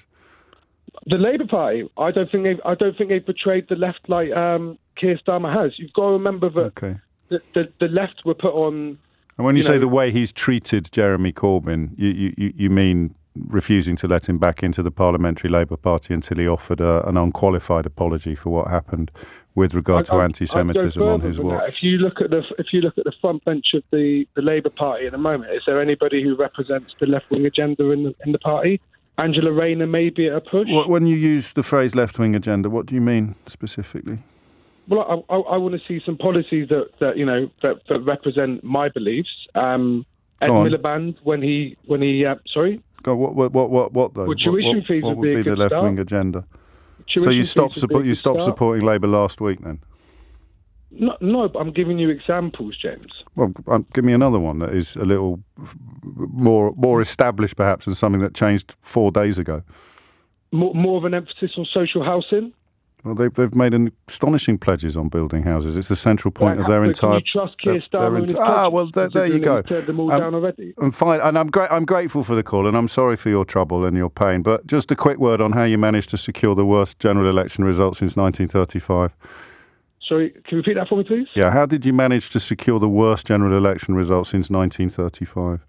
Well, I'd say the media did a very good job of a political assassination on Jeremy Corbyn. Yeah. And as much as a fan as you as I am, James, I would say that you were actually a part of that political assassination. And how much of the show? Continue it today. Yeah, so it was all everybody else's fault that your man. Not at all. Well, how much responsibility do you think he bears? He bears a lot. How much? A lot. How much? A lot.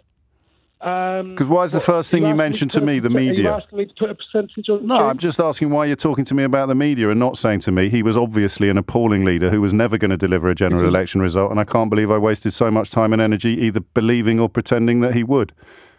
Well, I completely disagree with that. So why was it the worst result since 1935? I've given you one example. I've said to you that I think the media... Right, and you think the media are going easy on Keir Starmer, do you? Compared to Jeremy Corbyn, absolutely. The maligning Ed Miliband's dead father for hating this country? Sorry, can you repeat that? Yes. They said that Ed Miliband's dead father hated this country. What did they say about Corbyn that was worse than that? But you were talking about Keir Starmer. They said that Ed Miliband's dead... I'm pointing out to you that all Labour leaders get a kicking from the right-wing media. I want you to tell me what they said about Jeremy Corbyn that was worse than the maligning the dead father of Ed Miliband.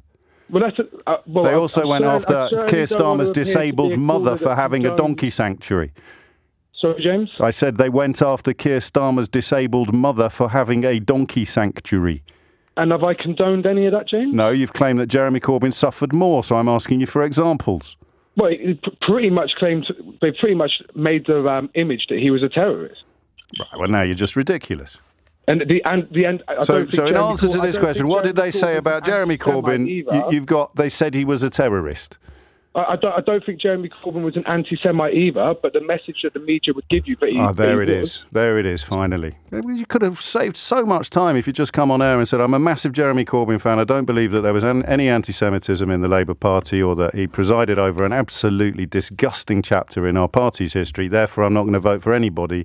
And if the Tories get back in as a result, it will be entirely down to people like me. Just out of interest, before you go, Thomas, this idea that I was somehow complicit in keeping Jeremy Corbyn out of Downing Street. Could you just briefly explain to me why right-wing media have me regularly at the top of their hit list and have done since long before he became leader of the Labour Party? Well, I'd praise you for that.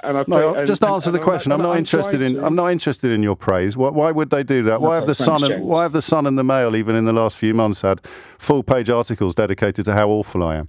Because they're a redundant media outlet. Well, they can't be a redundant media outlet if they were responsible for stopping your man getting into Downing Street. So if I was part of that process, why do they keep coming after me, pal? Because you clearly identify where the Conservatives go wrong and where the right wing No, because I had absolutely nothing to do with Jeremy Corbyn failing to get elected. It was a direct consequence of people who thought he was the Messiah, when in fact he wasn't even a very naughty boy. It was an absolute... Well, we'll leave it there, pal. 11:47 is the time. 11:51 is the time. You're listening to James O'Brien on LBC. That's nearly 2 hours now, during which only one new council has declared. I'm told that there may be a rush after 12 o'clock, although it could be a little later in the day. Andrew Marr has covered many elections, both local and national, and indeed international. I mean, it's too early to speak with absolute certainty about this one represents, but not too early to map the direction of traffic, Andrew. Where do you see it? I mean, the numbers are well documented. I've been repeating them ad infinitum since 10 o'clock this morning. It looks as though things are going about as badly as was predicted or forecast for the Conservatives. Yeah, I think the Tories are having a slightly worse night than they expected, and Labour are having a slightly better night so far than they expected. The Liberal Democrats are big grins everywhere. And I think what we're seeing is there are two parties in this. There is the Conservative Party and there is the not the Conservative Party. Yes. And so we're seeing quite a lot of tactical voting. The Greens are doing quite well as well in different parts of the UK, England, and the Lib Dems as well. Now, this is very, very good news for Keir Starmer, and it changes the narrative in all sorts of unexpected ways, I think. It allows Starmer to carry on doing what he's trying to do, impose his authority on the Labour Party, but it gives him some really difficult questions. Does he start to talk to Ed Davey about some kind of agreement post-election if we are heading, as seems quite likely, towards a hung parliament? Does he talk to the SNP at some point? All of those questions will come up. For Rishi Sunak, it could be a total nightmare, because if this gets the Tory hard right, those sort of dark parts of the right really going again, and we've got a conference of somebody called the National Conservatives, which is going to be addressed by Michael Gove and Jacob Rees-Mogg, Nadine Dorries, I would venture, will probably be there, Andrew. Not yet, but she may well be. Okay. She may well be there. She will be, however, at the Conservative Democratic Organisation in Bournemouth.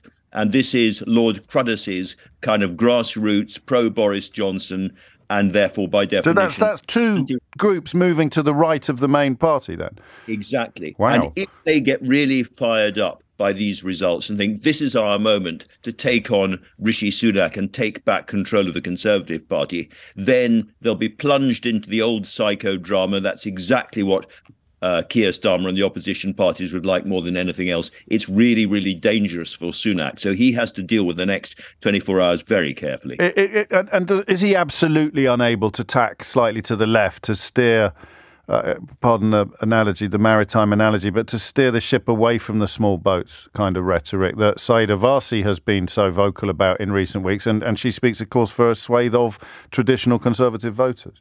Well, it's really interesting, James, because at this stage, if you say what really deep down is the politics of Rishi Sunak, that's quite a hard question to answer, because he feels that he has to lean in both directions. So he's leaning to the right on the small boats and all of the rhetoric of that. But at the same time, they had this Jacob Rees-Mogg derived legislation in the Lords to obliterate all the EU legislation by the end of the year. Lots of people thought that was going to be very, very difficult and indeed disastrous. And he's pulled away from that, and the right hate that. So he's leaning pro-right, leaning anti-right almost day by day. And it's kind of a dance he has to carry on dancing, I'm afraid. Yes, he's riding two horses. Is he, if not unique, then rare among prime ministers that you've covered in not having much clarity about what his genuine politics may be, what he cares about most passionately, for example, because he was never even a particularly full-throated Brexiter. It's very difficult to think of an example of somebody where, if you ask the question, OK, Rishi Sunak wins the next election, he wins in 2024, fine. What is his vision for Britain? And, there is silence. And it's very, very hard to answer that question. Now, I guess there have been times when you've been looking at Harold Wilson, perhaps, and you might have said the same thing later in his career. So it's probably not unique. But I think that Sunak addresses politics in the same way that he learned to address problems when he was working, for merchant banks and hedge funds. In other words, there's a series of spreadsheets, there's a series of questions. It's all in the detail. You just go through it, you come to the answer, and then you move on. And that's what he's been doing. But of course, politics is a much darker, more chaotic stage to be dancing around on.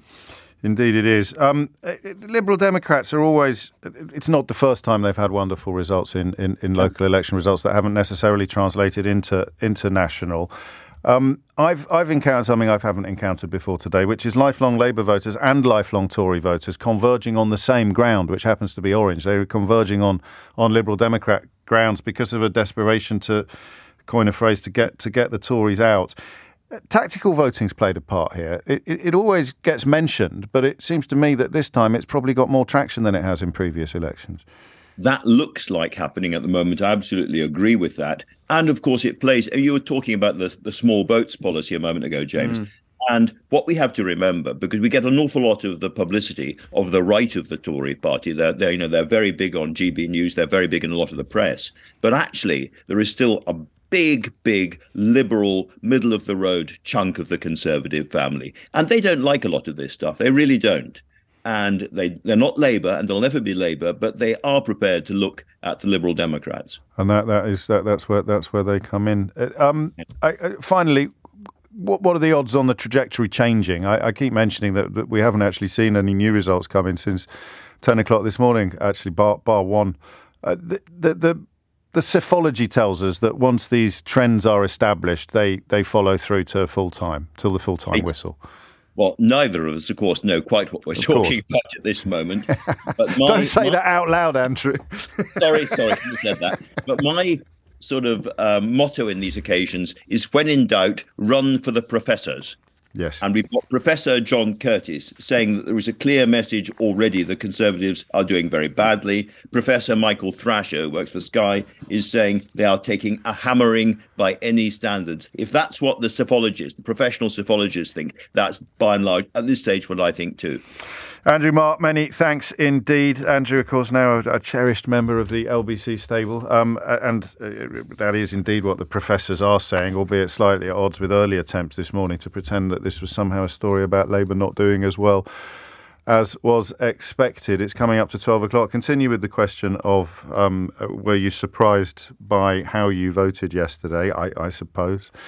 With reference to the last caller, we should include also, were you surprised by why you didn't vote yesterday? But the impatience I feel for people who ignored the warnings in 2019 about what would happen if a meaningful, viable opposition to Boris Johnson was not put up before that general election, even those of us who voted Labour, knowing that it was going to be an absolute massacre. I do have extremely low reserves of patience for people responsible for that catastrophe, now saying, oh, well, I'm not going to vote for the Labour Party, having delivered the worst electoral result through your sort of ludicrous, childlike faith in an utterly ridiculous candidate, to somehow now turn around and try to blame the rest of us for what you ushered in is pretty close to the only thing these days in British politics that gets my blood pressure up, because you were warned, you were told what was going to happen, and then when it happened, you blamed everybody else.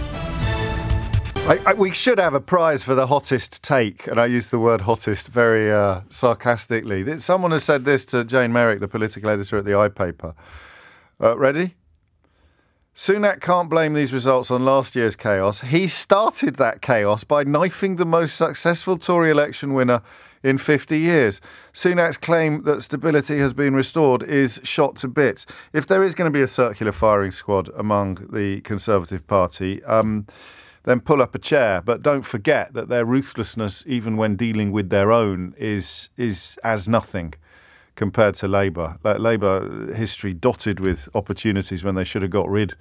Really, one general election loss should be the point at which any decent leader walks the plank. There will be exceptions to that historically, but the Tories sometimes don't even let them fight a general election. They get rid of them before they've even fought a general election when the writing is on the wall. Rishi Sunak, of course, is Prime Minister, but he has never actually fought a general election.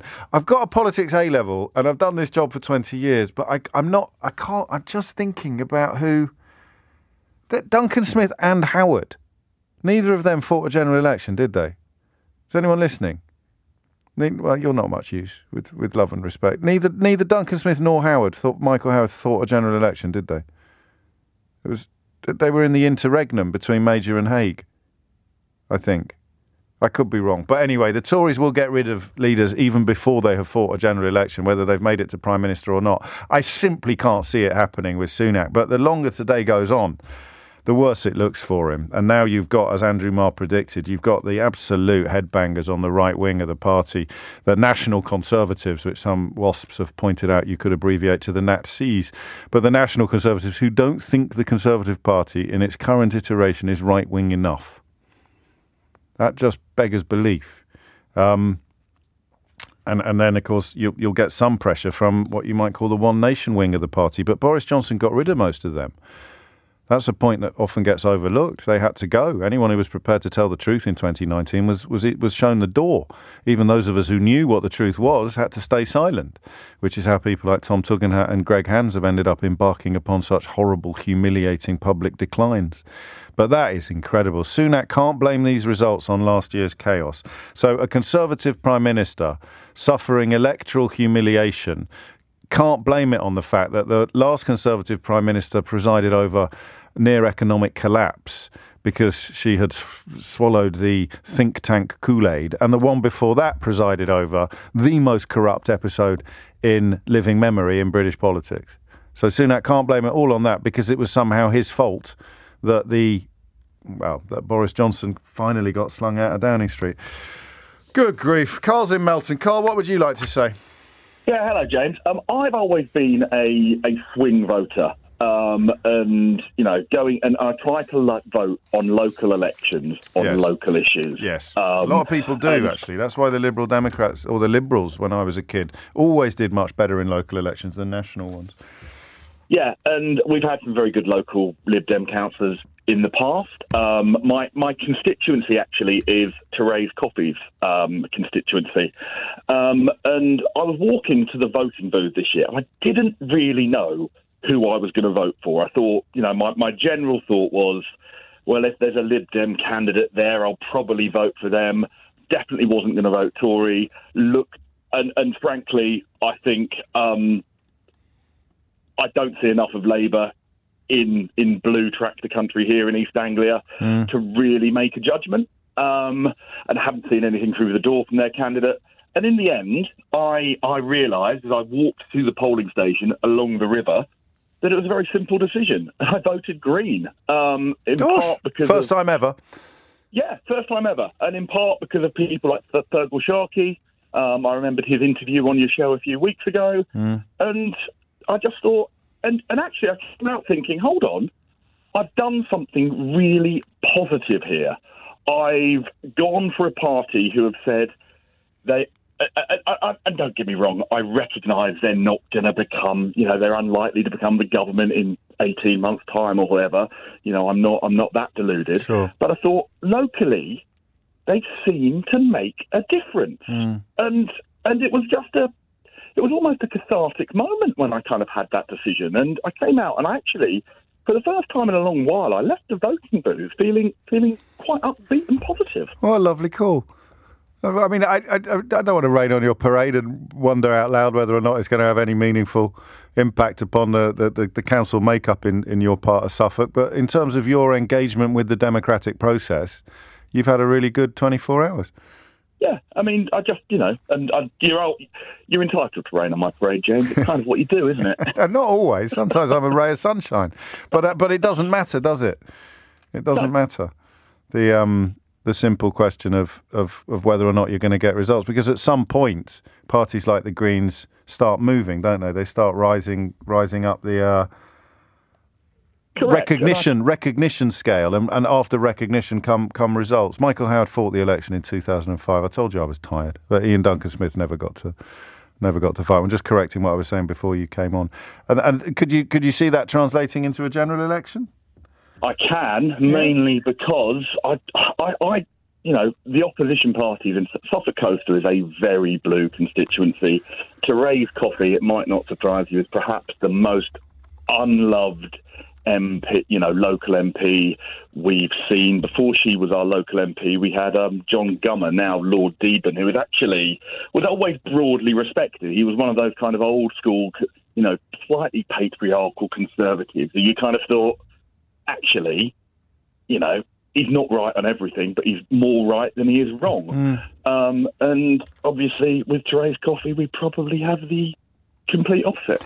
Yes, that's something I hadn't thought of before you spoke. This idea that today represents in some way, shape or form a cessation of footballification. For a lot of people, I think that notion of two people, a lifelong Labour voter and a lifelong Tory voter, converging on Liberal Democrat ground, you, by your own admission, not being a victim of footballification, having been, as you said, a swing voter all your life, but that idea that whether it was Brexit or whether it was something subtler, something that, good God, just when you thought it couldn't get any worse, Andrea Leadsom's just popped up on my television screen. They are really struggling to get Tories into the studio today, although some of them presumably will take the opportunity to have a crack at Rishi Sunak. I don't know. But on the ground, there are still people who have hung on and who have done well, she just said. That's good to know. But footballification could be breaking. Brexit was always going to be a huge part of that. In fact, I think Brexit created a new gear of footballification where people's scarves were tied so tightly around their neck that it had cut off the flow of blood to their brain. But that really does seem to be changing, and some of the more detailed polling and research speaks directly to that. So if you look at today's vote, and this is going back to a little earlier today, based on results from about 200 wards that had come in, Labour was making its largest gains in areas that voted Leave in 2016, while the Conservatives are suffering their largest losses in areas that voted Remain. That's really interesting, because that to me means that the spell of footballification, Brexit-related footballification, may have been broken. David's in Clitheroe. David, what made you pick up the phone? Good morning, James. I'm just responding to your call for people who've changed their votes. And are surprised by what they did. Yes. I was brought up very much as a socialist. My grandma was a founder member of the Blackburn and Darwen Labour Party back in the early 20s. Gosh. when they had to meet in secret in her upstairs room. And I've always voted Labour, apart from when Jeremy Corbyn was in charge, and I couldn't bring myself to do that. But I would never dream of voting for the Tories. But I've just gone and done it. Why? Well, it goes a bit like this. Yeah. We've got two local elections. We've got the Lancashire County elections and the Ribble Valley local elections. Now, I don't know any of these people on the ballot forms, and in the last couple of years that I've lived here, I've not seen anything locally that's inspired me from the local council. In fact, quite the reverse. But I do know one of the chaps who's put his name up this time, and he happens to be a neighbour of mine. I haven't known him for a very long time, but he strikes me as a very this is niche. This is niche, David, isn't it? This is niche voting motivation. Of course it is. It's about voting for somebody who rather than the politicians that we frequently... I'm going to come back to you. A bit of breaking news. The Tories have just lost Welwyn Hatfield to no overall control. That, of course, is Grant Shapps' constituency. It's interesting how many of these movements, these most interesting movements, seem to be occurring in constituencies held parliamentarily by household name Tories. Back to David. What did he do? Throw a very good barbecue, or did he manage to bend your ear about political matters? No, we've never really talked about politics. We've talked about a lot of other things. He's a very passionate guy. He's a very locally based guy. And I'd have confidence in him doing the right thing irrespective of which party he was for. I like this. I often wonder about this, actually, that it's why I don't really like hanging out with politicians much, because if you end up liking them as a person, you kind of lose sight of their politics a bit, and you might not like their person. So you might have accidentally voted for someone who was in UKIP 10 years ago. You've just never had the conversation about... It's a fair point. Yes, it's your vote, and you'll do what you want with it. Thank you. Does he know? Have you told him? No, I haven't told him. But interestingly, picking up on your point, he's throwing a coronation party up at the top of the road. There you go. On tomorrow, so I'll probably have a conversation. Get along with that. I love it. And I mean, he's not running in the general election, so your vote will swing back, will it? Come the national ballot. It will do. As things stand. Unfortunately, the area I live in, you could put a donkey up for the Tories, and they'd vote for it. Well, we shall see. You never know. Actually, this might be the death of the donkeys if things were to be reflected nationally as they have been locally. And David makes actually an even more powerful point, because what a council does, I actually feel very sorry today for councillors who've done a good job. You know the topics I take the mickey out of on the show? That's the difference between council politics, local politics, and national politics. So if I was making a radio show for a relatively small constituency of people, I'd talk a lot about parking, or about ULEZ, or about, I don't know, what else, motorways or something, motoring type stuff. Do you see what I mean? That's local council territory. And it's got nothing to do with the big picture stuff, with national politics, national, things like the economy or housing or whatever it may be. But you will have councils who've done really well on the local issues being punished for the awfulness of their national counterparts. There was one council leader, in fact, very early on who kind of made this point. And I do feel sorry for them. I don't know what they feel. The chances are, if you've become a Conservative councillor, then you and I are going to disagree on many, many issues. I don't presume automatically that you're in any way comfortable with the racist refugee rhetoric. And I think Syed Avasi's done us all a huge favour by blowing the doors open on that in a way that I'm not sure anybody else could have done, actually. A former Conservative Party chairman who is also an Asian woman, a British woman, Asian British woman.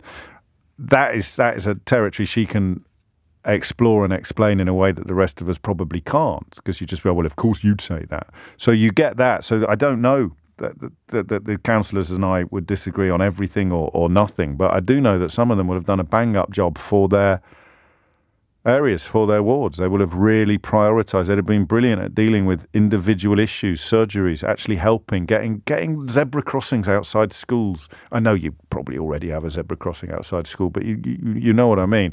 And they today get hit. They get punished. They get thrown out as a consequence of people like Nadine Dorries and Jacob Rees-Mogg treating the country like a sandpit and letting their dogs defecate in it. 20 minutes after 12 is the time. I mean, here's a thing. David Aronovich picks up on this, former Times columnist, now writes a rather good Substack column. The Conservatives are set to lose hundreds of council seats to parties off to the centre and centre-left, not to the right. And still commentators, to which I would add Tory politicians, commentators indulge those arguing that the Tories need to move further right.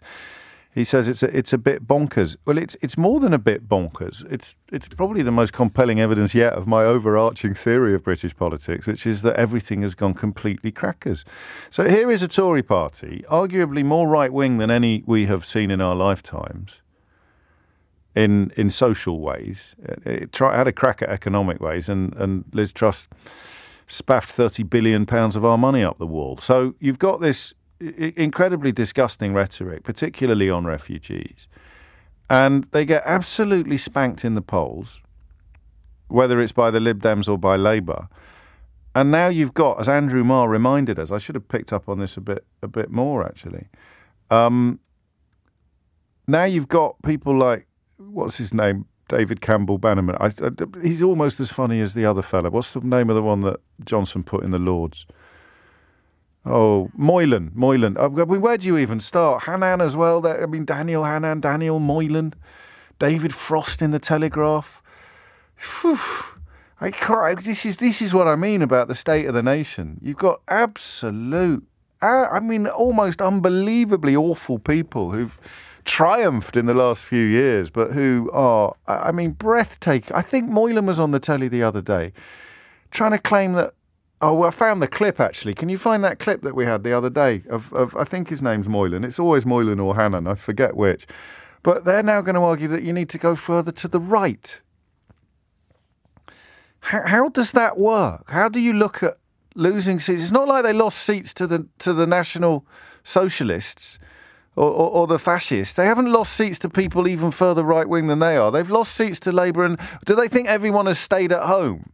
So what you've got is a real far-right Conservative base that haven't voted at all, and we've got to go out and get them. Because think about this, right? Here's the middle, right? Labour are now pretty much on it. So I fully understand why some people would like to see them a little further to the left or a lot further to the left, but they're currently in the middle. Part of the reason why, this is why they've tried to turn centrist into a dirty word, part of the reason why they are in the middle is because the Tory has moved so far to the right and they keep winning elections. So if you want to win elections, you're going to have to at least try to accommodate some of that ground that has. So the Overton, you know what the Overton window is. It moves to the right and everything follows it. So the further right the right wing go, the more towards what we might call the right, everybody else gets pulled. And if you want to win elections, you have to win votes. And if you want to win votes, you have to look at what people vote for. And if you want to change their minds or show them a different way, you have to get into power first. I appreciate that the ineluctable logic of this explanation continues to elude millions of people, but it really is that straightforward. You cannot change anything if you are not in power. So Labour now sit in the middle. The Lib Dems sit, I don't know quite where you'd put them in terms of some of the big social issues, but they certainly don't sit to the right of the Tory party. And you've now got these two groups, I can't remember what they were called, the National Conservatives and the Conservative Front. It's like the People's Front of Judea, isn't it? And they now think they're now going to start. So you're going to have Bring Back Boris Johnson coming out, and Redwood this morning essentially saying we're not right-wing enough. How do you begin to understand that kind of brainiac behaviour? We've just been thumped by two parties to the left of us. Therefore, we must move further to the right. Aaronovitch is bang on the money with that, isn't he? And yet that is, I think, and I wouldn't I, a consequence of the media ecosystem. So these people read the same newspaper as you. Well, actually, you probably don't read a newspaper. You just suffer the consequences of the fact that we all do. So they think this world is real.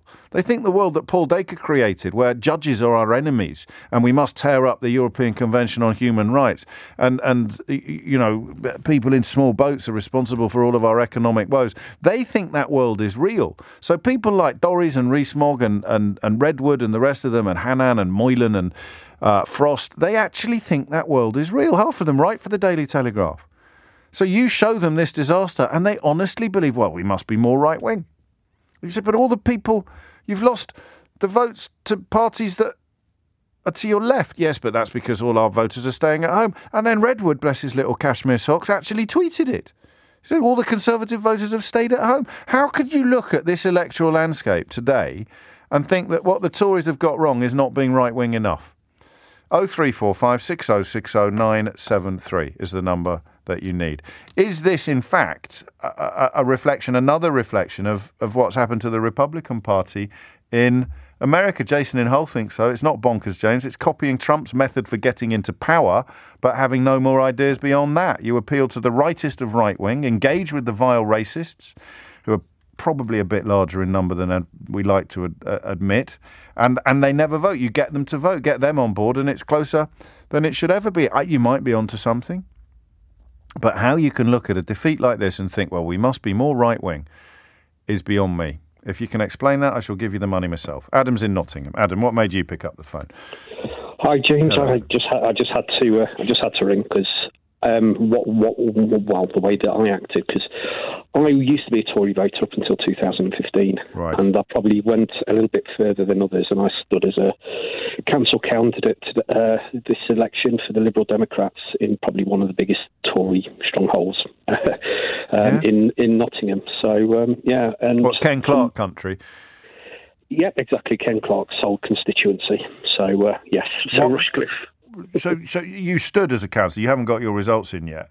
No, I haven't. You know, the counting was... Well, with respect, Adam, this is a phone-in for people who are surprised by how they voted yesterday. Given that you voted for yourself yesterday, I'm not sure you qualify as someone who is surprised at how they voted yesterday. No. I know it's a bit thing. It's probably over the past couple of months we've been in Purden. So I'm teasing you. I love this idea of I'm not voting for that git. I'm not voting for that Adam Basket. Honestly, Jesus, do you know him? He's terrible. So what was? Tell me about the journey from 2015 then, if you would. Well, I suppose from 2015, obviously we had the vote for 2016, the infamous Brexit vote, which I was definitely a pro-Remainer. That sort of then, absolute shock of the 2016. I thought, okay, well, let's see what we can do to sort of make things better. And then Theresa May, essentially, with her real sort of, I would say, mess up of how she how she strategised. I've got growing sympathy for Theresa May with each passing year, actually. I had quite a lot to start with, but because she was, I mean, making Boris Johnson Foreign Secretary was probably an epic mistake that sort of let the fox into the henhouse. But in terms of having to mitigate the damage of Brexit without being able to publicly admit the damage of Brexit, that was a tough job, and she took it on, mate, to be fair to her. Possibly, but she didn't bring anybody along with it, and that's probably and that was probably the biggest thing, because I think if there was some sort of way you could have got it through the Norwegian model, absolutely. I think you may have got through it. Yeah. But the fact was, and you talked about it many times about the red lines, and we won't go over that. So, but that was really what was ostracising. And so I thought from 2017, maybe this isn't the right perspective, but I went totally the opposite. And I actually voted for Corbyn. And the reason for Corbyn... I bet there weren't many people in that category. I'm in the category of people who voted Labour while holding our noses. But a Tory, a diehard Tory who voted Corbyn, because you thought it was the only way to stop Brexit, or... Absolutely, absolutely, and I think part of the reason why a lot of people on the far left thought that Corbyn was this thing in 2017. People don't realise there are quite a lot of probably Remainers who actually felt the same. Oh yes, definitely in the first election that he fought. But there's no point trying to explain this stuff to cultists. Seriously, I know that's not a nice word, but there's no point trying to explain that loads of people voted Labour in the election against Theresa May because they thought that Labour was going to actually offer up a meaningful challenge to Brexit, and that when they saw the reality of what Corbyn represented, they ran at 100 miles an hour in the opposite direction. Absolutely. But then came sort of 2019 general election, James, and to be quite honest, you may not agree, or others may not be agree, but that was the sort of trigger for me to sort of say, UK democracy has basically died. Yeah. And the biggest thing for it, I still maintain the belief that Boris Johnson's majority was almost like an emperor, the emperor's clothes, because essentially it was that pact with Farage, which essentially gave Johnson, I don't know, probably anywhere sort of between 50 and 60 seats additional majority. So what did they expect to happen? You've taken me up to the news. I like your analysis, and in fact, when you put it like that, if you wanted to go into politics, what could you do but be a Liberal Democrat? Have you not? I mean, because the Labour Party's changed quite a lot since then. Not enough for you. No. Because there's four strategic elements which I think need to happen. When you're late for the news and the caller says there are 4 strategic elements, I've got to tell you, Adam, could you run through them in double quick time? Number 1, electoral reform. Yeah. Number 2, Leveson inquiry, but a proper Leveson inquiry. Yeah. Then basically a reversal of Brexit. Yeah. And then number 4, a wholesale, basically industrial and basically social strategy for the country. That's a sort of massive house building programme or some sort of attempt to bring in nationalised industry. Mate, Adam. Yep. I would vote for you on that platform. Well, we will see, James, but I'm just your average run-of-the-mill guy. I'll tell you what, you get yourself into Downing Street, I'd come across as Director of Communications on that platform, if you fancied me, if you wanted me. Absolutely, mate. I've got Alistair Campbell's number, that might help. Seriously, that 4-point platform there is more impressive than anything I've heard from official politicians in a heck of a long time. I agree on electoral reform, not as enthusiastically as I agree with the need for Leveson 2 and the reversal of Brexit, and some massive, hugely ambitious industrial infrastructure plan is the only chance we've got of turning around 10 years of economic flatlining. Wow. Thank you, Adam. I found that quite moving. 12:32 is the time. Amelia Cox has your headlines.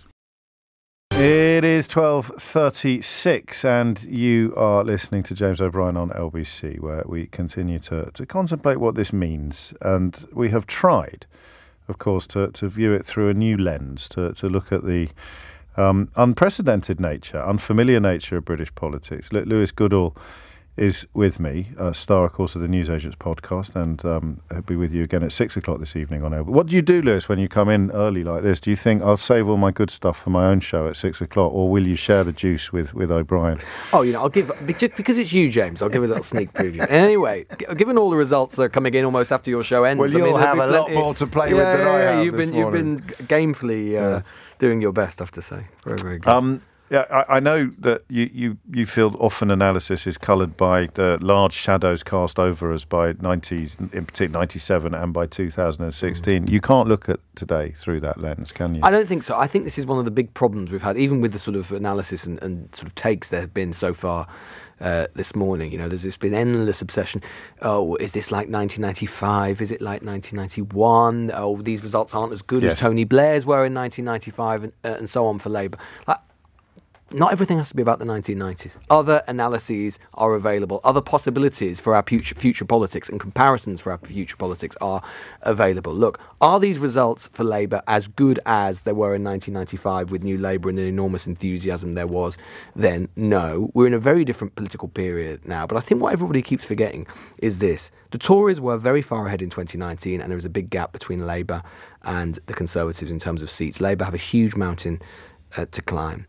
It does mean, though, that after 13 years of Conservative government, the Tories do not, and this is a salient fact that people forget, they do not have any potential coalition partners.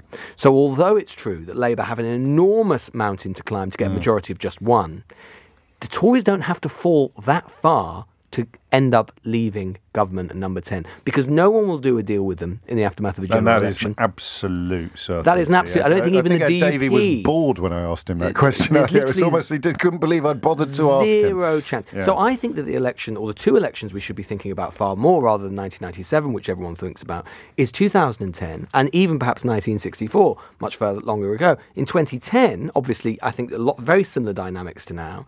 There is an unpopular incumbent government that's been in office for a long time. It was Labour then. You've got a new leader of the opposition that everyone is expecting to, ride that wave and come in with a decent majority. It doesn't happen. Where do we end up? A hung parliament and a coalition. And I think that is the far better conversation that we probably ought to be having, particularly given the Lib Dems revival in large parts of southern England. Or, as I say, 1964, Harold Wilson, you have a long period of Conservative government, and he narrowly squeaks in with a tiny majority. I think those are far better comparators.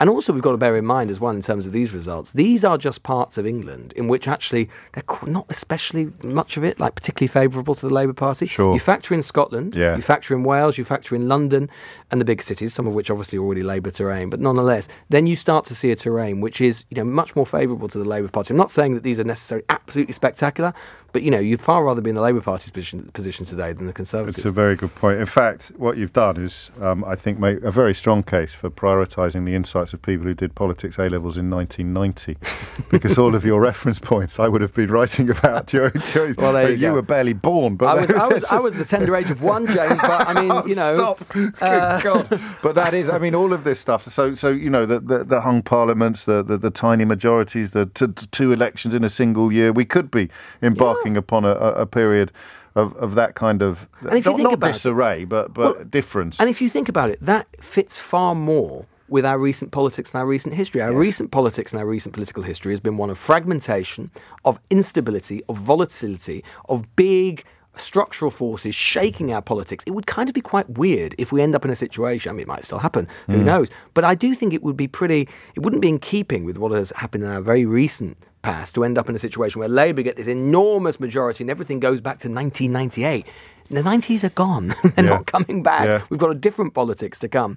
So I think, I think that's important to bear in mind. And then the other thing is in terms of 2016, everyone thinking about, the Red Wall and all sorts of this. I think this election, or these set of elections, are basically reaffirming many of the things that we already knew. We knew that the Conservatives were facing a pincer movement to some extent from Labour in the north and the Lib Dems in the south. We knew there was a huge non-Conservative majority in the opinion polls. Everyone talks about the Labour lead, but if you put all of the non-Conservative parties together, you're always at 65-70%, which even under first past the post yields a big problem for the Conservatives. I think one thing perhaps we are learning that is a little bit new is maybe that the Labour recovery in some of the old Red Wall is a bit stronger than perhaps we had thought before. Maybe that is connected with Boris Johnson's departure. Maybe Sunak isn't especially popular there. And maybe Brexit is losing its salience as a political issue. Although the people realising they didn't want to get it done. Well, the bad thing for the Conservatives, though, is that it seems from the data so far, and again, it's just the data so far, but that the Brexit realignment appears to be continuing, but unfortunately for the Conservatives, only against them, which is a bit of a reversal from where we've been hitherto, in the sense that Labour areas, or Red Wall, Leave voting areas, Brexit appears to be losing its salience, voters returning to the Labour Party. But in more Remain voting areas, maybe because those voters are just more exercised about Brexit now, they continue to align or lean away from the Conservative Party. Just while you've been talking, Labour have held Mansfield and Rosendale. It's in Lancashire, I think, but I also see that the party is claiming victory in East Staffordshire. Yeah, and that would be a big thing. So they haven't controlled East Staffordshire for since 1999. The leader in Stratford-upon-Avon has fallen to a Liberal Democrat candidate. If they've taken East Staffordshire, that will be on a Medway style. I mean, they're very pleased in terms of this is a kind of again very Leave voting.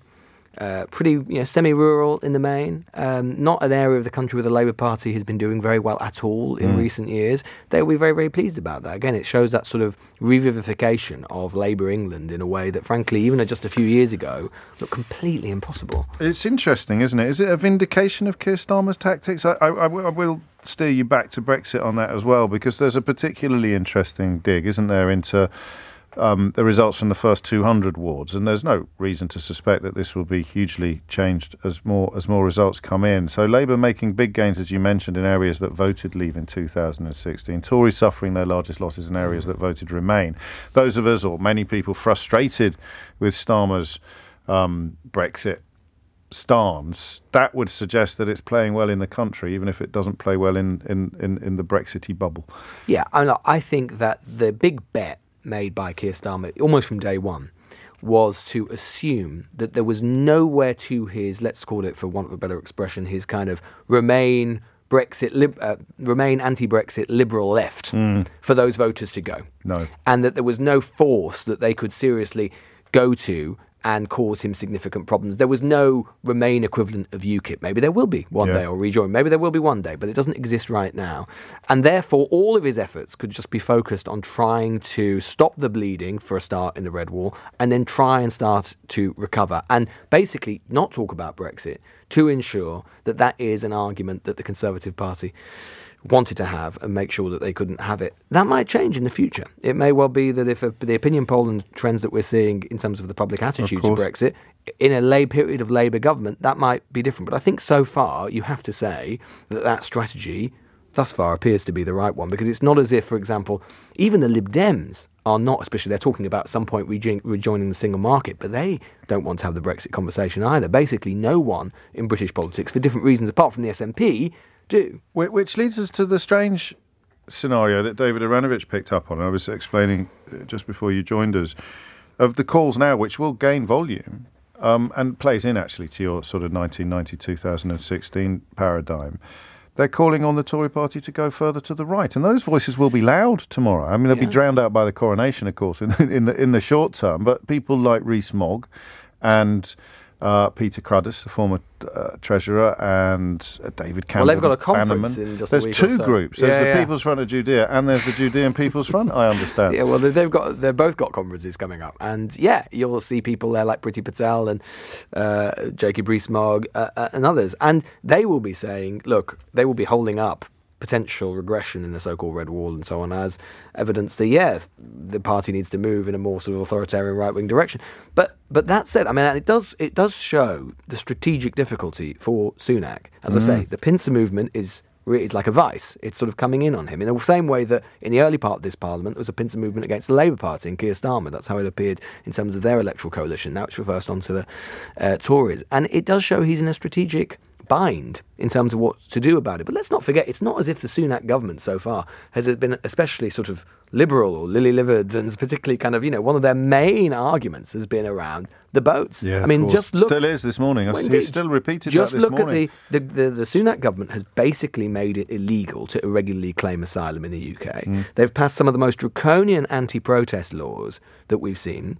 Now, it's sort of in what particular direction do you want to move in? And they still, on a regular basis, look at Oliver Dowden, for example, fight the so-called, the woke culture wars, all this sort of stuff.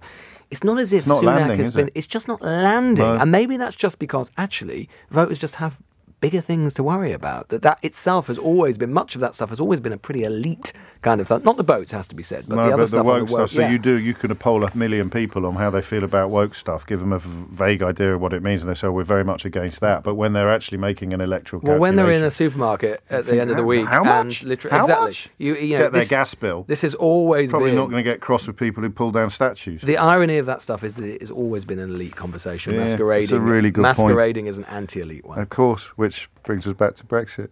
Thank you very much indeed, Lewis Goodall. 6 o'clock tonight, back in the chair. Yep. Lewis with you on LBC at 6 o'clock this evening. One mark of how bad things are for the Tories, perhaps, is Bassett Law, which I've now heard Rishi Sunak mention Bassett Law as an example of good news because they gained 4 seats there. Well, what he didn't mention was that the Independents lost 4, Labour gained 1, and the final score in Bassett Law, which Rishi Sunak and Greg Hands are both holding up this afternoon as evidence of the Tories doing well or better than some portrayals suggest. The final score in Bassett Law is Labour 38, Conservative 8. So your Conservative Prime Minister and Chairman are currently trying to portray that, a 38-8 loss, as good news. It's almost like the 29 election all over again, but the other way round. 12:52 is the time. Seems perhaps a strange moment to turn attention to Scotland, but this week's guest on Full Disclosure is Stephen Flynn, the leader of the SNP in Westminster. It's a really good interview, that. I like sitting down with politicians. I don't like it when they are incredibly young and very impressive. It makes me feel old. And I had to double check Stephen's age, actually, because I think that's the youngest. Wes Streeting's 40. I think Stephen's 36. He's 15 years younger than me. There comes a point where you begin to wonder whether perhaps you're looking at the future. We shall see, but I'll play you a little clip of that shortly. First, Lucy in Milton Keynes has been on hold for about a day and a half, for which I can only apologise, Lucy. Can you remember why you picked up the phone in the first place? Not really, no. But, get on with it. It's okay. I've only got to bake all afternoon now. What I was going to say is it's very interesting, this election, and the results that are starting to come out, but from a very...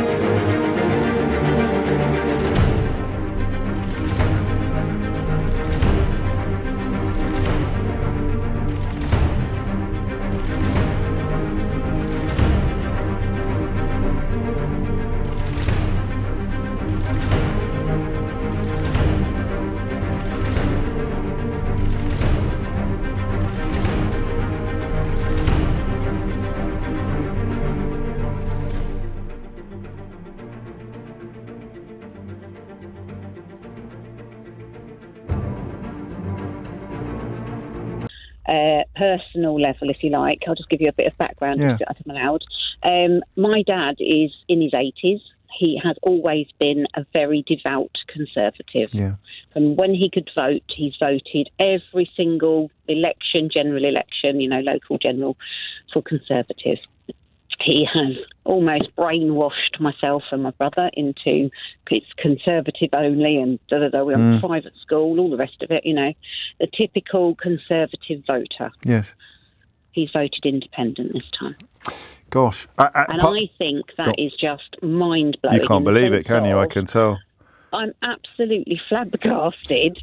But from when he's always been so not willing to listen to other views other than Conservatives, if we try and have an open discussion about anything, and I'm not particularly political. He reads the Daily Mail, if that tells you anything as well. Tells me everything. He has a very good, and I keep telling it's propaganda, Dad, all newspapers and stuff, it's all propaganda. Not all of them. He won't listen. He believes what he reads. So what snaps? And I listen and I weigh up all the views. Yes. So I'm very across the board, left, right, whatever you want to do, and then I weigh up and make an informed decision. Yes. And I'll tell you about mine in a minute. But he. Well, you won't, because I've got to play a clip from next week's Full Disclosure. But I'll see. Let's see how we get on.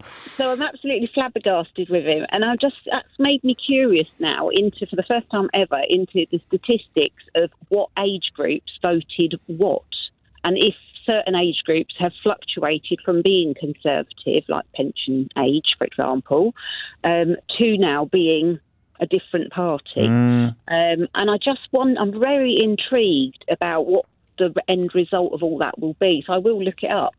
But from my own point of view, I'm very much play it right up to the fine line. And I really did yesterday. So I went down to cast my vote, not knowing who I was going to vote for. I knew I wasn't going to vote Conservative. I knew that. So what did you do? But the Conservative candidate was the only one that came to knock on my door. Oh. So I got in the polling station and I didn't know anybody on the actual candidate list at all. And so I walked back out without signing anything. Did you? Yeah.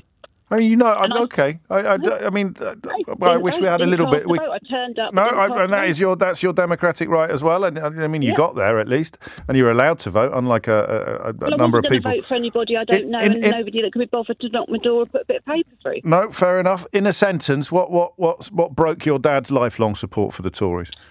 How awful the country has become in a nutshell, but he's been poorly beginning of this year, and he is absolutely devastated about the NHS. That's interesting. That's very interesting. Thank you, Lucy.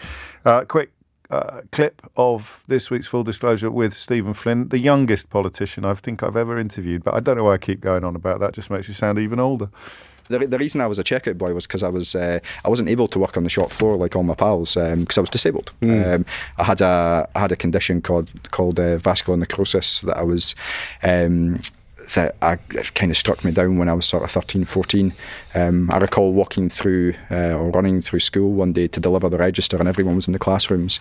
And I jumped down a flight of stairs and collapsed and couldn't get back up. And that was in the early days of mobile phones. And for some unknown reason, I'd pinched my mum's phone, so I was able to phone my dad, who phoned the school. And one of the teachers came in and got me. And a year or so later, they figured out what was wrong with me. And I was on crutches for 18 years. It's a remarkable thing, this, because it came out of nowhere, as you say. It stayed with you for a very long time. You've now had a hip replacement, so it's an odd thing to say. I was disabled, isn't it? I mean, it's such a long period of time to spend. Yeah, and you know what? I think during the majority of those 18 years, I would never have referred to myself as being disabled, because I never wanted to be seen like that. And my wife had never seen me in any other way. Like she'd only ever known me as having a crutch, because it was down to one crutch at that point. And more out the fact I was pretty thrawn. They told me I'd been in a wheelchair for a long time when I was younger. I got kept on an amputee ward when I first went to hospital when I was like 13, 14, an adult amputee ward as well, because there was no space in the kids ward at the time. So I went through quite a lot emotionally, which I probably reflected upon more now than I did at the time, simply because I feel like I've got my independence back properly. And getting that hip replacement's been transformational for me, because living in pain's tough, and I think for a lot of folk who do that on a daily basis, it's hard to get by, and you go through your own challenges, but you push on. And it's funny when you're in the heat of the Westminster Chamber and you've got folk thinking they can upset you by heckling you or whatever. Nah, that's not going to happen. Like I've been through plenty in my short time on this planet, so you're not going to be able to fluster me. Yeah, he's rubbing it in there, isn't he? With a short time on this planet. I'm surprised he didn't turn up in short trousers. I was deeply impressed by Stephen Flynn. He helped me come, and I've told you many times how much help I need coming to a better understanding. I think I'd allow myself these days to say an even better understanding of Scottish politics in general, Scottish nationalism in particular. But he's is well, whatever your politics are, if you care about the United Kingdom, that is well worth listening to. That's it from me for another day. I won't be here tomorrow steering you through Matters coronation, or on Sunday when I'll be far too busy attending the concert as an honoured guest. But you will be able to find all of LBC. Oh yeah. Come on. Of course I am. All of LBC. Don't just cover your jealousy, Sheila Fogarty. I'm very jealous. Oh well, you guys. It's not what you know; it's who you know. All of your LBC shows to catch up on, as well as the world's biggest podcasts, including Full Disclosure with Stephen Flynn. That's it from me. Tom Swarbrick with you at 4. Sheila Fogarty, who's not going to the party on Sunday. I'm bringing you the party on Saturday. She's bringing you the party. She's bringing it to you. She's bringing it to you. She's bringing it to you. She's bringing it to you. She's bringing it to you. She's bringing it to you. She's bringing it to you. She's bringing it to you. She's bringing it to you. She's bringing it to you. She's bringing it to you. She's bringing it to you. She's bringing it to you. She's bringing it to